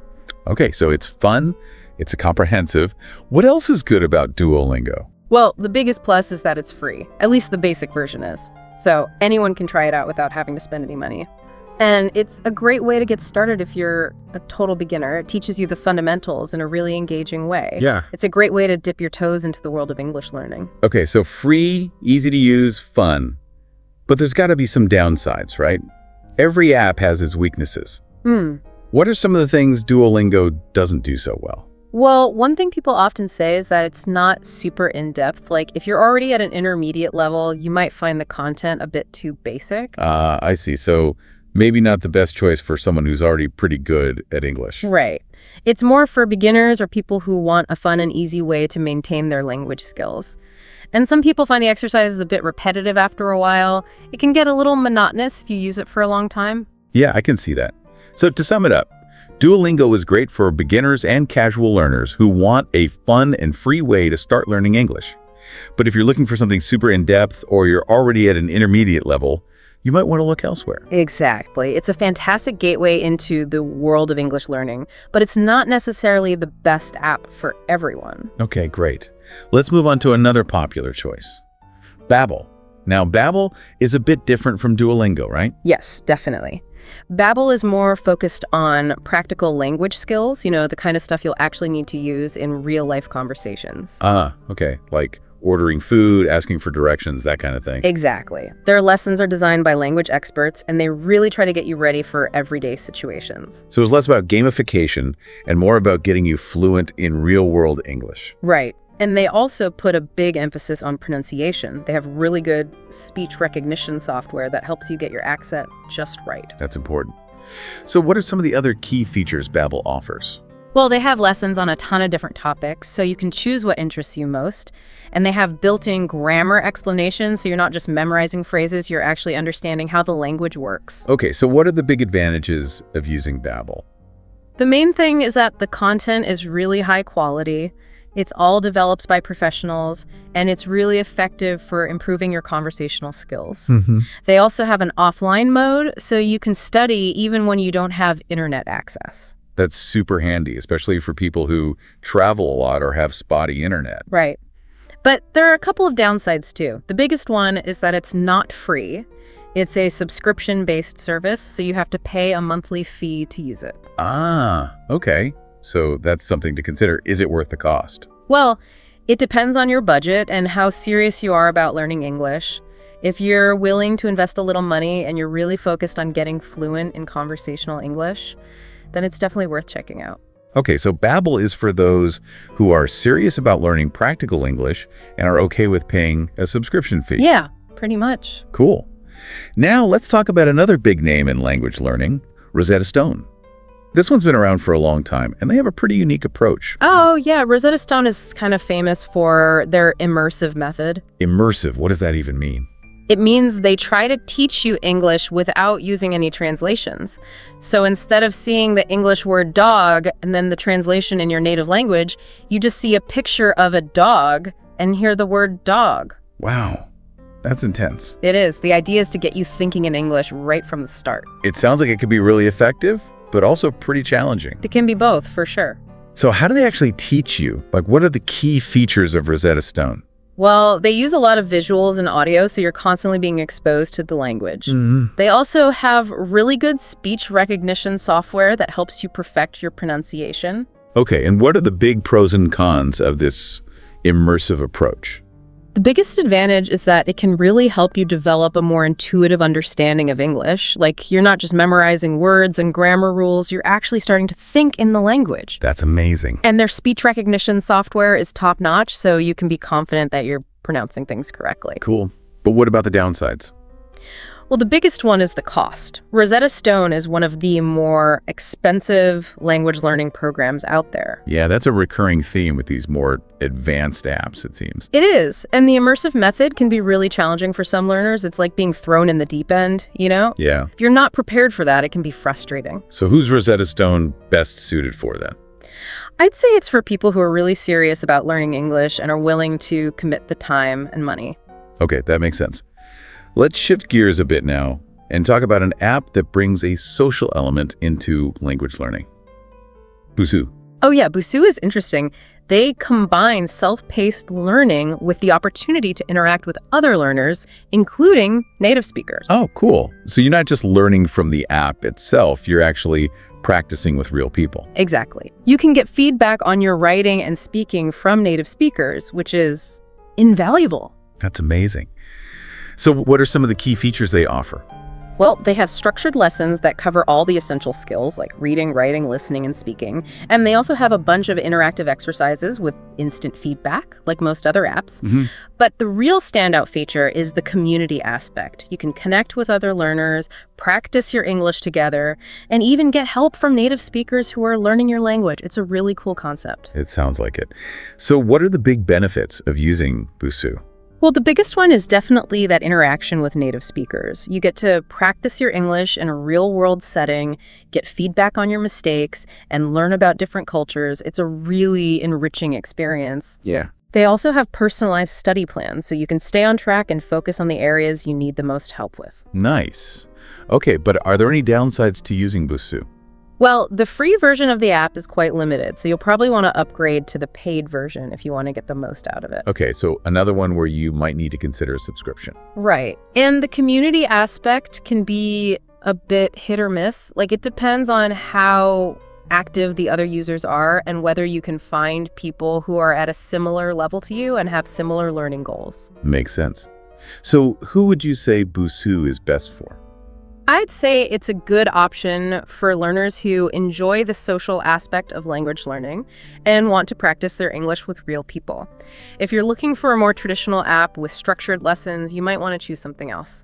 But if you're motivated by interacting with others and getting feedback from native speakers, then Busuu is definitely worth checking out. That sounds great. Okay, let's move on to an app that takes a slightly different approach. Memrise. This one's all about vocabulary, right? Yeah, Memrise is a vocabulary powerhouse. Their whole focus is on helping you learn new words and phrases as quickly and effectively as possible. Cool. How do they do that? Well, they use a technique called spaced repetition, which we talked about earlier. Oh, right, the one where you review material just before you're about to forget it. Exactly. Memrise is built around that concept. They also use mnemonic techniques, which are basically little memory tricks that help you remember new words. And they have a lot of video content featuring native speakers using the words in context, which is really helpful for understanding how they're actually used. So you're not just memorizing words in isolation, you're actually seeing and hearing them used in real-life situations. That's awesome. Right, and they have a lot of user-generated content, so you can find flashcards and courses on pretty much any topic you can imagine. Wow. So what are the big advantages of using Memrise for vocabulary learning? Well, the biggest one is that it's incredibly effective. Spaced repetition and mnemonic techniques are proven methods for memorizing information, so you can be sure that you're actually learning the words and not just forgetting them a few days later. Okay. Plus, the video content is a great way to learn how words are used in different contexts and to pick up on natural pronunciation. Cool. Are there any downsides to Memrise? Well, because they focus so much on vocabulary, they don't really offer a lot in terms of grammar or conversational skills. So if you're looking for a more comprehensive app, this might not be the best choice. And like any platform with user-generated content, the quality can be a bit inconsistent. Yeah, that makes sense. So who would you say Memrise is best for? I'd say it's perfect for people who want to rapidly expand their English vocabulary. If you're struggling to remember new words or just want to learn a lot of vocabulary quickly, Memrise is a great option. Awesome. Now let's look at an app that takes a completely different approach to language learning. Hello Talk. This one's all about connecting with native speakers, right? Yeah, Hello Talk is a language exchange app. Okay, so how does that work? Basically, you connect with native English speakers who are learning your native language, and then you chat with each other, helping each other practice and improve. Oh, that's a cool idea. So it's like a language buddy system. Exactly. You can text, voice call, or even video chat with your language partners, and they have built-in tools for translation and correction, so you can easily understand each other and learn from your mistakes. Wow, that's amazing. So what are the big benefits of using Hello Talk? Well, the biggest one is obvious. You get to practice your English with real native speakers. Okay. There's no better way to improve your fluency and get comfortable speaking the language. Plus, it's a great way to learn about different cultures and make new friends from all over the world. That's true. Are there any downsides to Hello Talk? Well, the biggest one is that it can be a bit hit or miss in terms of finding good language partners. Like, sometimes you might connect with someone who's not very active or who isn't really serious about learning. It takes a little effort to find the right people, and it's not as structured as some of the other apps we've talked about. You're kind of on your own in terms of deciding what to talk about and how to practice. So it requires a bit more self-direction and initiative. Yeah, exactly. But if you're motivated and you're willing to put in the effort to find good language partners, Hello Talk can be an amazing tool for improving your conversational skills. Cool. Now let's switch gears again and talk about an app that offers a more structured learning experience with actual teachers. Lingoda. Yeah, Lingoda is like an online language school. They offer live classes taught by certified English teachers. Oh, wow. So it's like a real classroom, but virtual. Exactly. It's a really cool concept. The classes are small, so you get a lot of personalized attention from the teacher, and they cover all aspects of language learning, from grammar and vocabulary to speaking and listening. So you get the benefits of a real classroom, but with the flexibility of online learning. Exactly. And they have classes available at all times of day and night, so you can easily find one that fits your schedule. That's amazing. So what are the big advantages of using Lingoda? Well, the biggest one is definitely the quality of instruction. You're learning from experienced, certified teachers, which is a huge plus. And the curriculum is very structured, so you can be sure that you're learning everything you need to know in a logical order. Okay, but are there any downsides? Well, it's more expensive than some of the other apps we've talked about because you're paying for live instruction from real teachers, and you do need to commit to attending classes at specific times. Makes sense. So who would you say Lingoda is best for? I'd say it's a great option for learners who thrive in a structured learning environment and who value interaction with teachers and other students. If you're looking for a more flexible and self-paced approach, this might not be the best choice. But if you're the type of person who learns best in a classroom setting, then Lingoda could be perfect for you. Okay, great. Now let's talk about Fluenty. This one uses real-world videos to teach English. Yeah, Fluenty was really cool. They use things like movie trailers, music videos, news clips, and even inspirational talks to teach you the language. Oh, wow. So you're actually learning from content that native speakers watch and listen to every day. Exactly. And they have interactive subtitles, so you can click on any word you don't know and get a definition, example sentences, and even a pronunciation guide.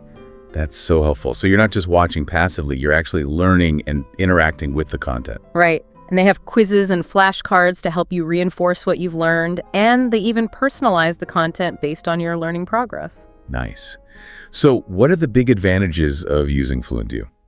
Well, the biggest one is that you're learning from real-world content, so you're seeing how English is actually used in different contexts. It's much more engaging than learning from a textbook or traditional language lessons. And their interactive subtitles are amazing. They make it so easy to understand the content and learn new vocabulary. Cool. Are there any downsides to Fluenty? Well, it's a subscription-based service, so you do have to pay to use it. And some people might find the sheer amount of content a bit overwhelming at first. There's just so much to choose from. Yeah, I can see that. So who would you say Fluent U is best for? I'd say it's best for learners who enjoy learning through authentic content and who want to improve their listening comprehension and vocabulary. If you find traditional language learning methods boring or ineffective, Fluent U might be a great alternative. Awesome. Okay, now let's not forget about a really great free resource, BBC Learning English. Ah, yes, BBC Learning English. They have a ton of high-quality content, and it's all completely free. They have videos, audio programs, articles, quizzes, you name it, they've got it. That's incredible. What kind of stuff do they offer? Well, they have daily lessons that cover all sorts of topics, from grammar and vocabulary to pronunciation and idioms. And they have special courses on things like business English and English for specific purposes. Oh, wow. So there's something for everyone. Pretty much. And they have a lot of content for different levels, so whether you're a beginner or an advanced learner, you'll find something that's right for you. That's awesome. So what are the big advantages of using BBC Learning English? Well, the biggest one is obviously that it's free, and the quality of the content is really high. It's produced by the BBC, which is a world-renowned broadcaster. Yeah. And they have a huge variety of content to choose from, so you're sure to find something that interests you. Okay. But are there any downsides? Well, it's not as interactive as some of the other apps we've talked about. Like, you're not getting personalized feedback or competing with other learners, and there's no structured curriculum. You kind of have to figure out what you want to learn and find the relevant resources yourself. So it's more for self-directed learners. Yeah, exactly. But if you're motivated and you know what you want to learn, BBC Learning English is an amazing resource. Great. Okay, and finally, in this section on general language learning, let's look at Grammarly. Now, this one isn't strictly a language learning app in the traditional sense, right? Yeah, Grammarly is more of a writing assistant. It's designed to help you improve your grammar, spelling, punctuation, and overall writing style. Oh, okay. So it's like a super-powered spell checker. Exactly. It catches all those little mistakes that you might miss, and it even gives you suggestions for improving your sentence structure and clarity. That's super helpful. Yeah. What are some of the other key features Grammarly offers? Well, it has a plagiarism detector, so you can make sure your writing is original. And it integrates with a bunch of different platforms like Microsoft Word and Google Docs, so you can use it wherever you write. That's really convenient. So what are the big benefits of using Grammarly? Well, the biggest one is that it can significantly improve your written English. Like if you're writing emails, essays, reports, or anything else, Grammarly can help you make sure your writing is clear, concise, and error-free. Awesome. Are there any downsides? Well, the free version is pretty basic. You have to pay for the premium version to get all the features. Okay. And it's obviously focused on writing, so it doesn't really help you with other skills like speaking or listening. Yeah, that makes sense. So who would you say Grammarly is best for? I'd say it's a must-have for anyone who writes in English regularly, whether it's for work, school, or personal reasons. It can really help you take your writing to the next level. Okay, great. Now, we've covered a lot of apps for general English learning, but your research also highlighted some apps that are more specialized, focusing on just one specific skill. Should we dive into those? Yeah, let's do it. I think it's great to see that there are options for people who really want to hone in on a particular area. All right, so first up, for speaking practice, there's Cambly. Cambly is all about connecting you with native English speakers for one-on-one conversation practice. It's like having a personal English tutor available on demand right on your phone or computer. Wow. So you can just hop on a video call and practice your English with a native speaker whenever you want. Exactly. They have tutors available 24/7, so you can always find someone to talk to no matter what your schedule is like. And you can choose tutors based on their interests and teaching style, so you can find someone who's a good fit for you. That's so cool. It sounds like a really effective way to improve your speaking skills. It is. A lot of people struggle with speaking, especially if they don't have many opportunities to practice with native speakers. So Cambly is a great solution for that. Yeah, it can be intimidating to speak in another language, especially when you're not confident in your abilities. So having a patient and encouraging tutor to practice with can make a huge difference. Absolutely. And they even have pre-made conversation topics and lesson plans, so you don't have to worry about figuring out what to talk about. That's helpful. Okay, so what are the downsides of Cambly? Well, the biggest one is the cost. It's a subscription-based service, and it's not cheap. You're paying for the convenience of having access to qualified native speakers whenever you want. Yeah, makes sense. And the quality of the tutors can vary, just like with any online platform, but they do have a rating system, so you can see what other users have said about each tutor before you book a session. So who's Cambly best suited for? I'd say it's ideal for learners who are really serious about improving their speaking skills and who are willing to invest the money for personalized practice with native speakers. If you're on a tight budget or you're not super focused on speaking, there might be better options out there. But if you're ready to take your spoken English to the next level, Cambly is definitely worth checking out. Great. Now, for something a bit more passive, but equally important, listening practice. Your research mentioned Audible for this. Oh yeah, Audible is a fantastic resource for improving your listening comprehension. It's a platform for audiobooks, and they have a massive library of titles in English, covering every genre imaginable. Oh, cool. So you can listen to books while you're commuting, exercising, or doing other activities. Exactly. It's a great way to immerse yourself in the language and get used to hearing natural spoken English. And they have adjustable playback speed, so you can slow things down if you need to. So even if you're a beginner, you can still use Audible to improve your listening skills. Absolutely. Just start with a book that's at your level and gradually increase the difficulty as you progress. And listening to audiobooks is a great way to learn new vocabulary and improve your pronunciation. You're hearing how words are actually pronounced by native speakers. That's really helpful. Are there any downsides to using Audible? Well, it's a subscription-based service, so you have to pay a monthly fee to access the library. And it's obviously not as interactive as some of the other apps we've talked about. You're just listening. You're not actively practicing your speaking or writing skills. Yeah, it's more of a passive form of learning. But it sounds like it can still be really beneficial for improving your listening comprehension. Oh, definitely. If you enjoy listening to audiobooks, it's a great way to immerse yourself in the language and improve your listening skills without even feeling like you're studying. Cool. Okay, now for another skill that many English learners struggle with. Vocabulary. You highlighted Quizlet as a great app for this. Yeah, Quizlet is awesome for vocabulary building. It's basically a flashcard app, but it's so much more than that. They have all sorts of different study modes like games and quizzes to make learning new words more fun and engaging. Oh, that's cool. So it's not just boring old flashcards. No, not at all. Yeah. It's really interactive and gamified, so it keeps you motivated. And they have audio pronunciation for all the words, so you can learn how to say them correctly. Okay, so when you're learning English, it can feel like you're trying to do like a zillion things at once. Yeah. You've got to get the vocabulary down, and then you've got to figure out all the grammar rules. And oh my gosh, pronunciation could be so tricky. And then on top of all of that, you've got to be able to listen to people talking and actually understand what they're saying. Yeah, it is a lot to take in. And for today's deep dive, we're going to focus on something that may seem really basic, but honestly, it's super important. And that's setting realistic goals. Right. For this, we've got a really in-depth guide that you sent, and what we're aiming for is to sort of pull out the most useful stuff from it for our listeners. Yes, exactly. The stuff that will actually help people make progress without getting totally overwhelmed by it all. Right. Because, we don't just want people to listen to this and, not actually do anything with the information. Yeah. We want them to be able to take action. Right. And, this guide really emphasizes how important it is to have these realistic goals. Like, it's not just some optional thing. Yeah. It's essential because it's like your roadmap. It gives you that clear direction and focus. So you're not just wasting your energy on random things, and, you can actually track your progress and see how far you've come. And that's so motivating. And probably most importantly, it helps you avoid getting discouraged, when you feel like you're not making any progress. Right.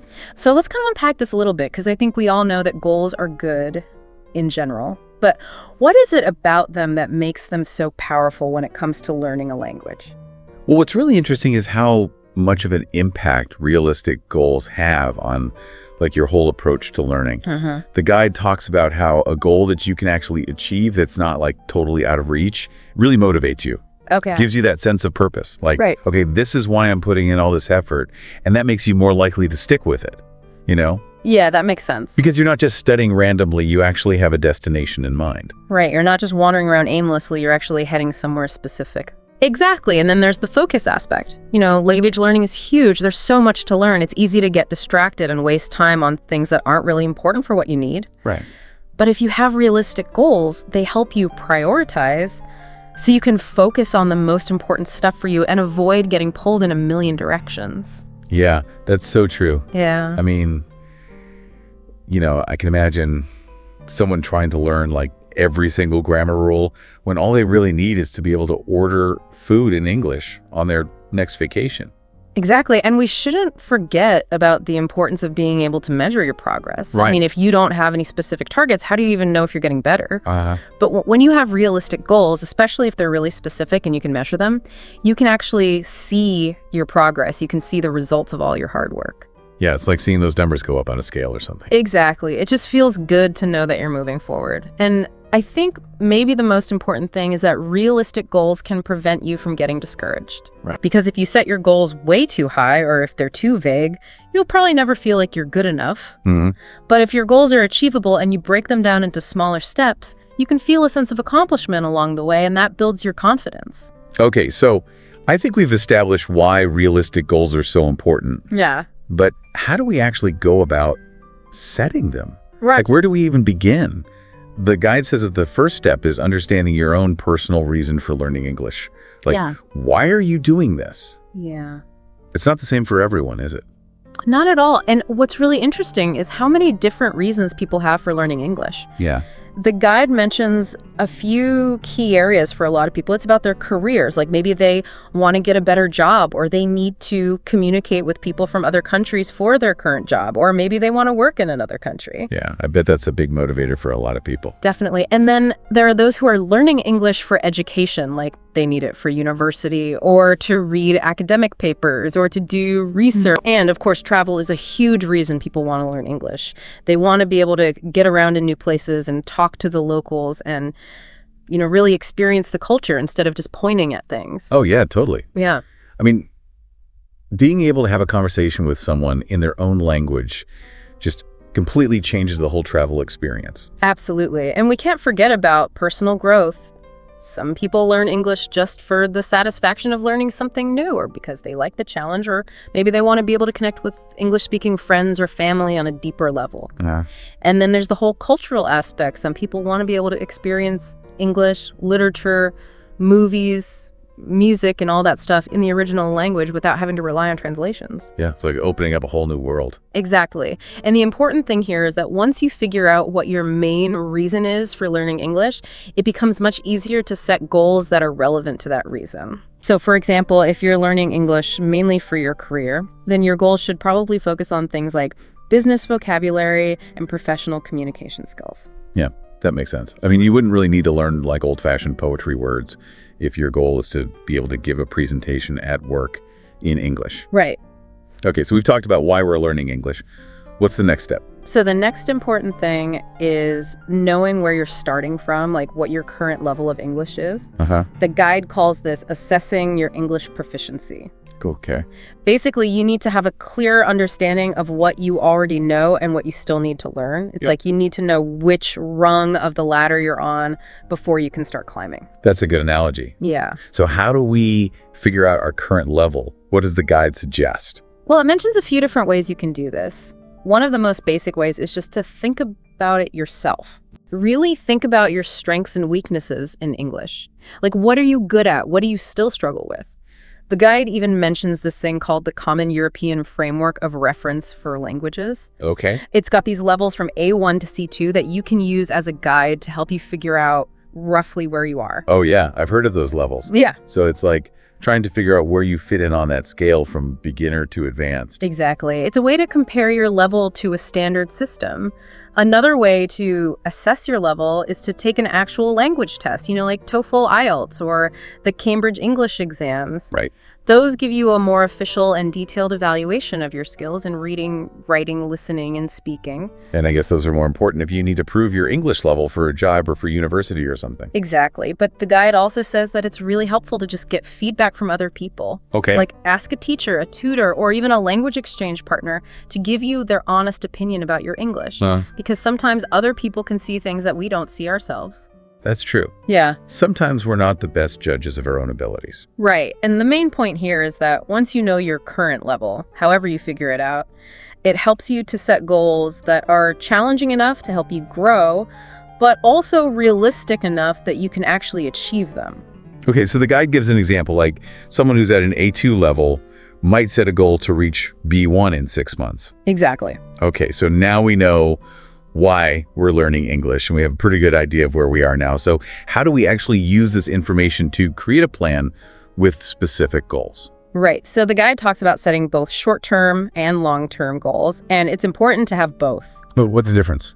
Think of it like this: short-term goals are like the individual steps you take on a staircase. Okay. And the long-term goal is like reaching the top of the stairs. Okay, I like that. So short-term goals are things you can achieve in a few weeks or months.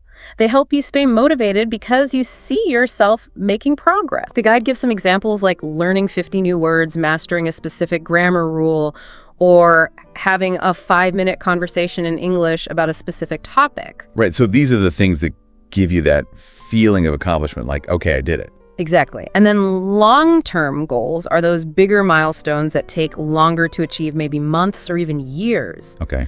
These are the things that give your learning a sense of direction and purpose, like the guide mentions passing a proficiency exam like TOEFL or IELTS, or becoming fluent enough to handle most situations in English, or maybe being able to give a presentation at work in English. Right, so those are the big achievements that you're working towards. Exactly. And the guide says it's really good to have a combination of both short-term and long-term goals. Yeah. So the short-term goals keep you motivated and help you build good habits, while the long-term goals keep you focused on the big picture. Okay, so the short-term goals are the fuel, and the long-term goals are the destination. Yeah, I like that. Now, the guide mentions this framework that I think a lot of people have heard of, the SMART criteria. What can you tell us about that? Yes.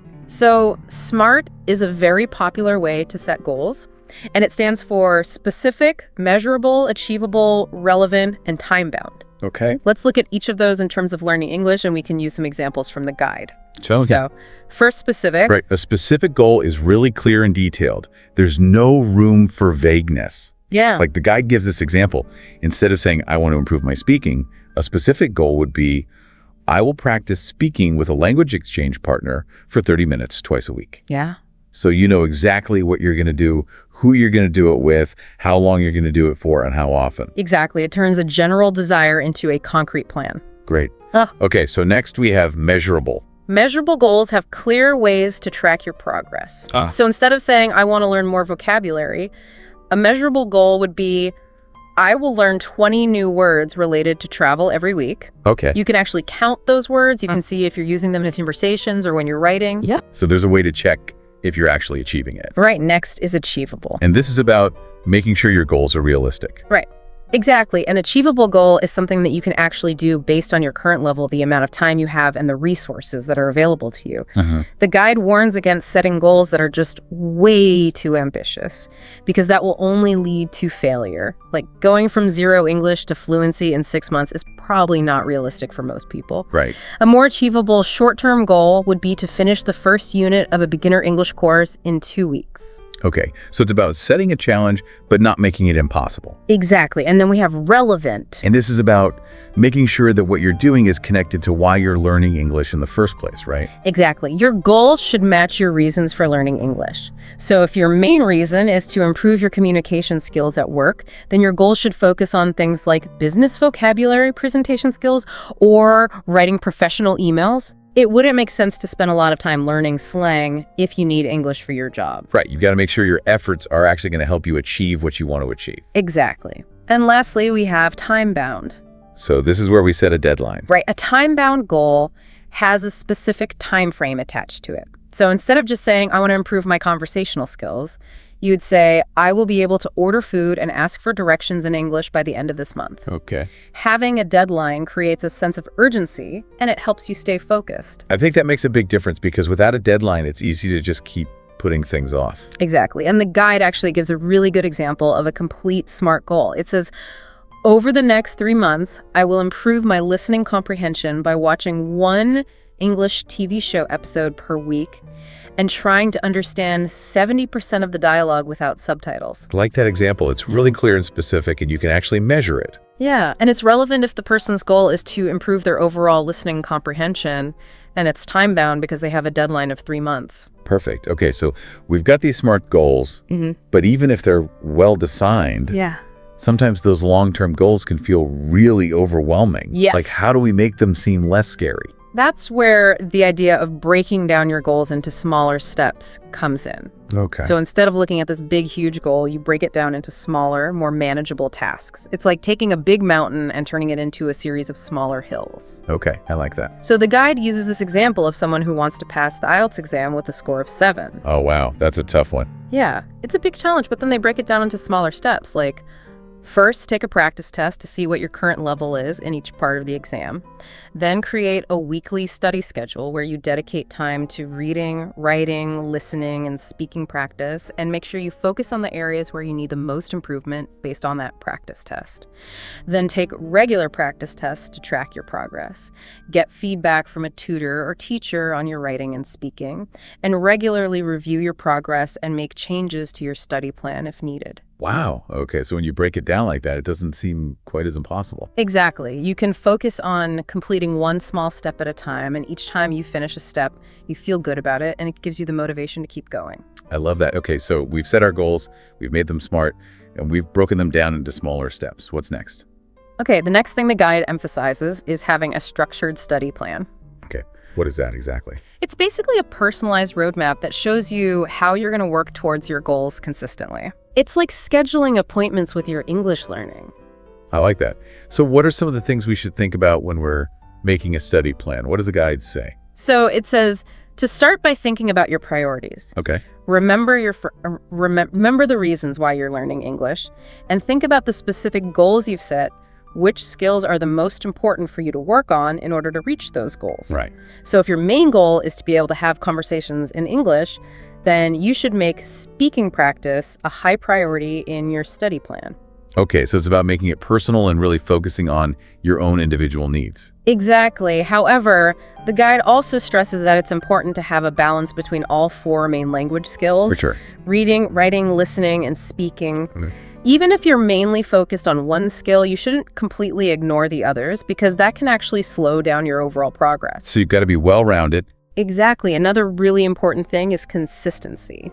The guide recommends having regular study sessions, whether it's every day for a shorter time or a few times a week for longer periods. Okay. The main thing is to create a routine that you can actually stick to and to avoid getting bored and to prevent burnout. It suggests mixing up your activities.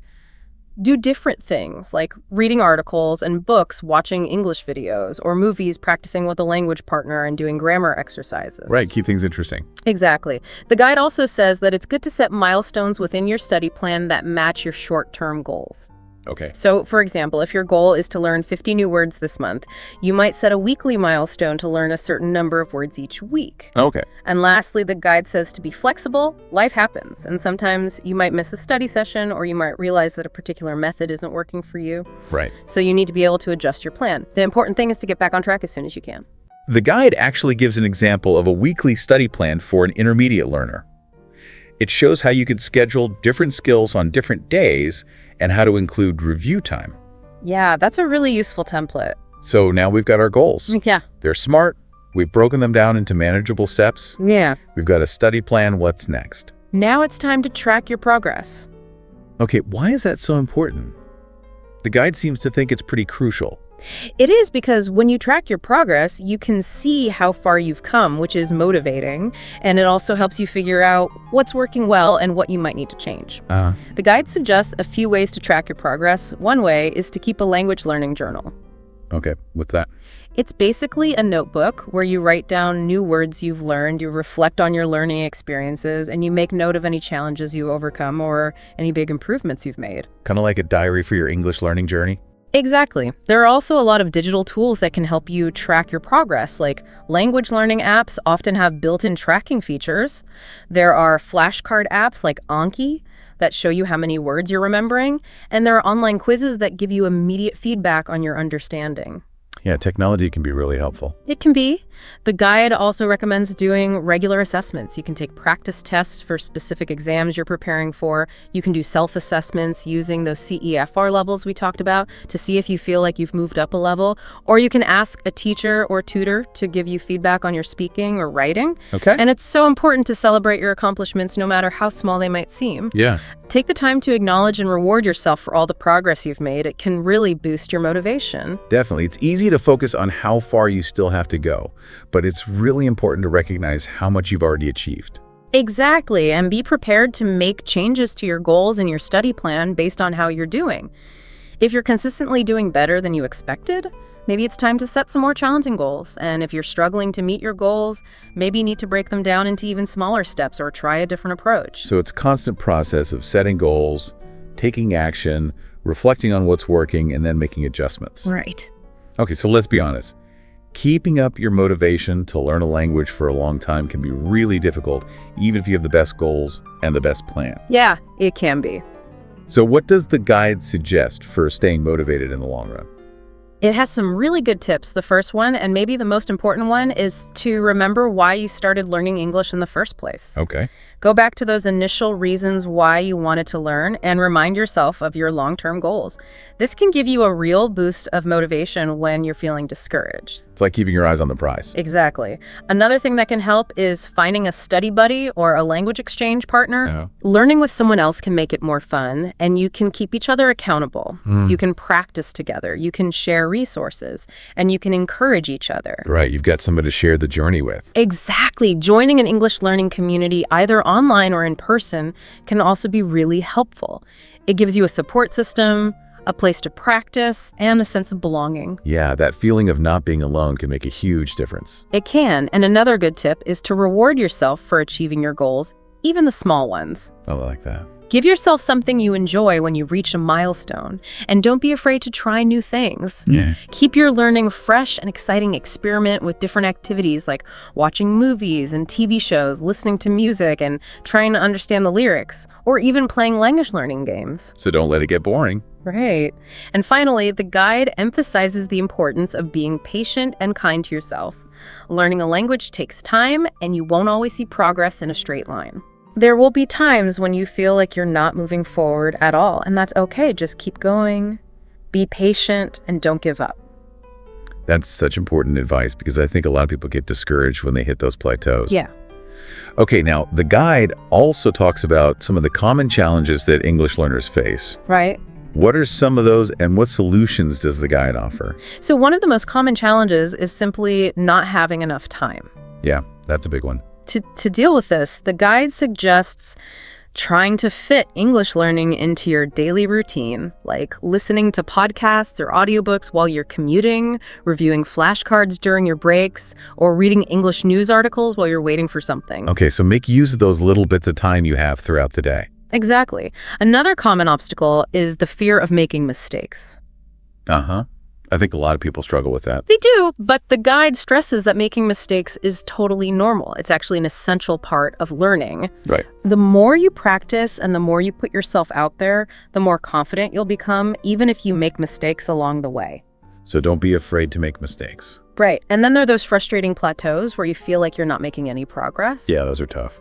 They are. If you hit a plateau, the guide recommends trying something new, like changing your study routine, setting some different goals, or focusing on a different skill. Okay, so shake things up a bit. Exactly. And if you're feeling unmotivated, which happens to everyone at some point, the guide says to remember why you started learning English in the first place, find a study partner for support, or try doing some new and fun activities.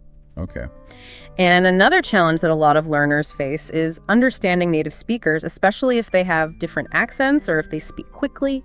Yeah, that can be really difficult. It can be to get better at this. Yeah. The guide suggests listening to a variety of English accents and practicing with authentic materials like movies, TV shows, and podcasts. That way you'll train your ear to understand different ways of speaking. So immerse yourself in the language as much as possible. Exactly. And the good news is the guide provides a whole toolkit of resources to help you with all of this. Oh, awesome. What are some of them? Well, it mentions a bunch of language learning apps like Duolingo Babbel and Rosetta Stone. These apps have interactive lessons and games that can make learning more fun. Cool. It also highlights online course platforms like Coursera, Udemy, and edX, where you can find more structured and in-depth courses. If you're a visual learner, it recommends checking out YouTube channels that are dedicated to teaching English, like BBC Learning English, and there are tons of others out there that offer free lessons and tips. So there are a lot of great resources that don't cost anything. Absolutely. For improving your listening skills, it suggests some popular English learning podcasts like The English We Speak and ESL podcast. And for building your vocabulary and getting better at reading it, recommends reading English books. You can start with graded readers, which are written for different levels of learners, and then gradually move on to more challenging books. And if you want to practice speaking and connect with other learners, it suggests language exchange platforms like Tandem and HelloTalk, as well as online forums and communities like the English Learning subreddit, where you can find language partners and get support from other learners. Cool. And if you want more personalized help, it mentions platforms like italki and Preply, where you can find qualified English tutors and teachers for one-on-one lessons. Wow, that's a really diverse set of resources. There's something for everyone. There is. So as we wrap up this deep dive, what's the main takeaway for you and hopefully for our listeners as well? For me, the biggest thing is realizing that setting realistic goals is not just something you do at the beginning of your English learning journey. It's an ongoing process that you have to keep doing throughout your entire journey. It's about knowing yourself, your motivations, your strengths, your weaknesses, and using that knowledge to create a plan with clear steps, and then constantly checking your progress and making adjustments along the way. Yeah, exactly. And for our listeners, the most important first step is to really think about why you're learning English and to figure out what your current level is. Right. Once you have that self-awareness, you can start building your realistic goals and your plan for success. Okay, so here's a final thought for our listeners to consider. What's one small action you can take this week, maybe just 10 minutes, of reviewing some vocabulary that's related to your main reason for learning English? Okay.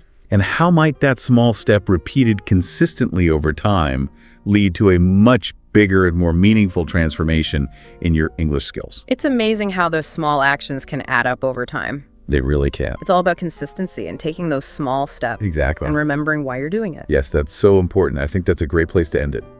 So thanks for joining me for this deep dive into setting realistic goals for learning English. Yeah, this was great. And to all our listeners out there, we'll see you in the next episode. Bye.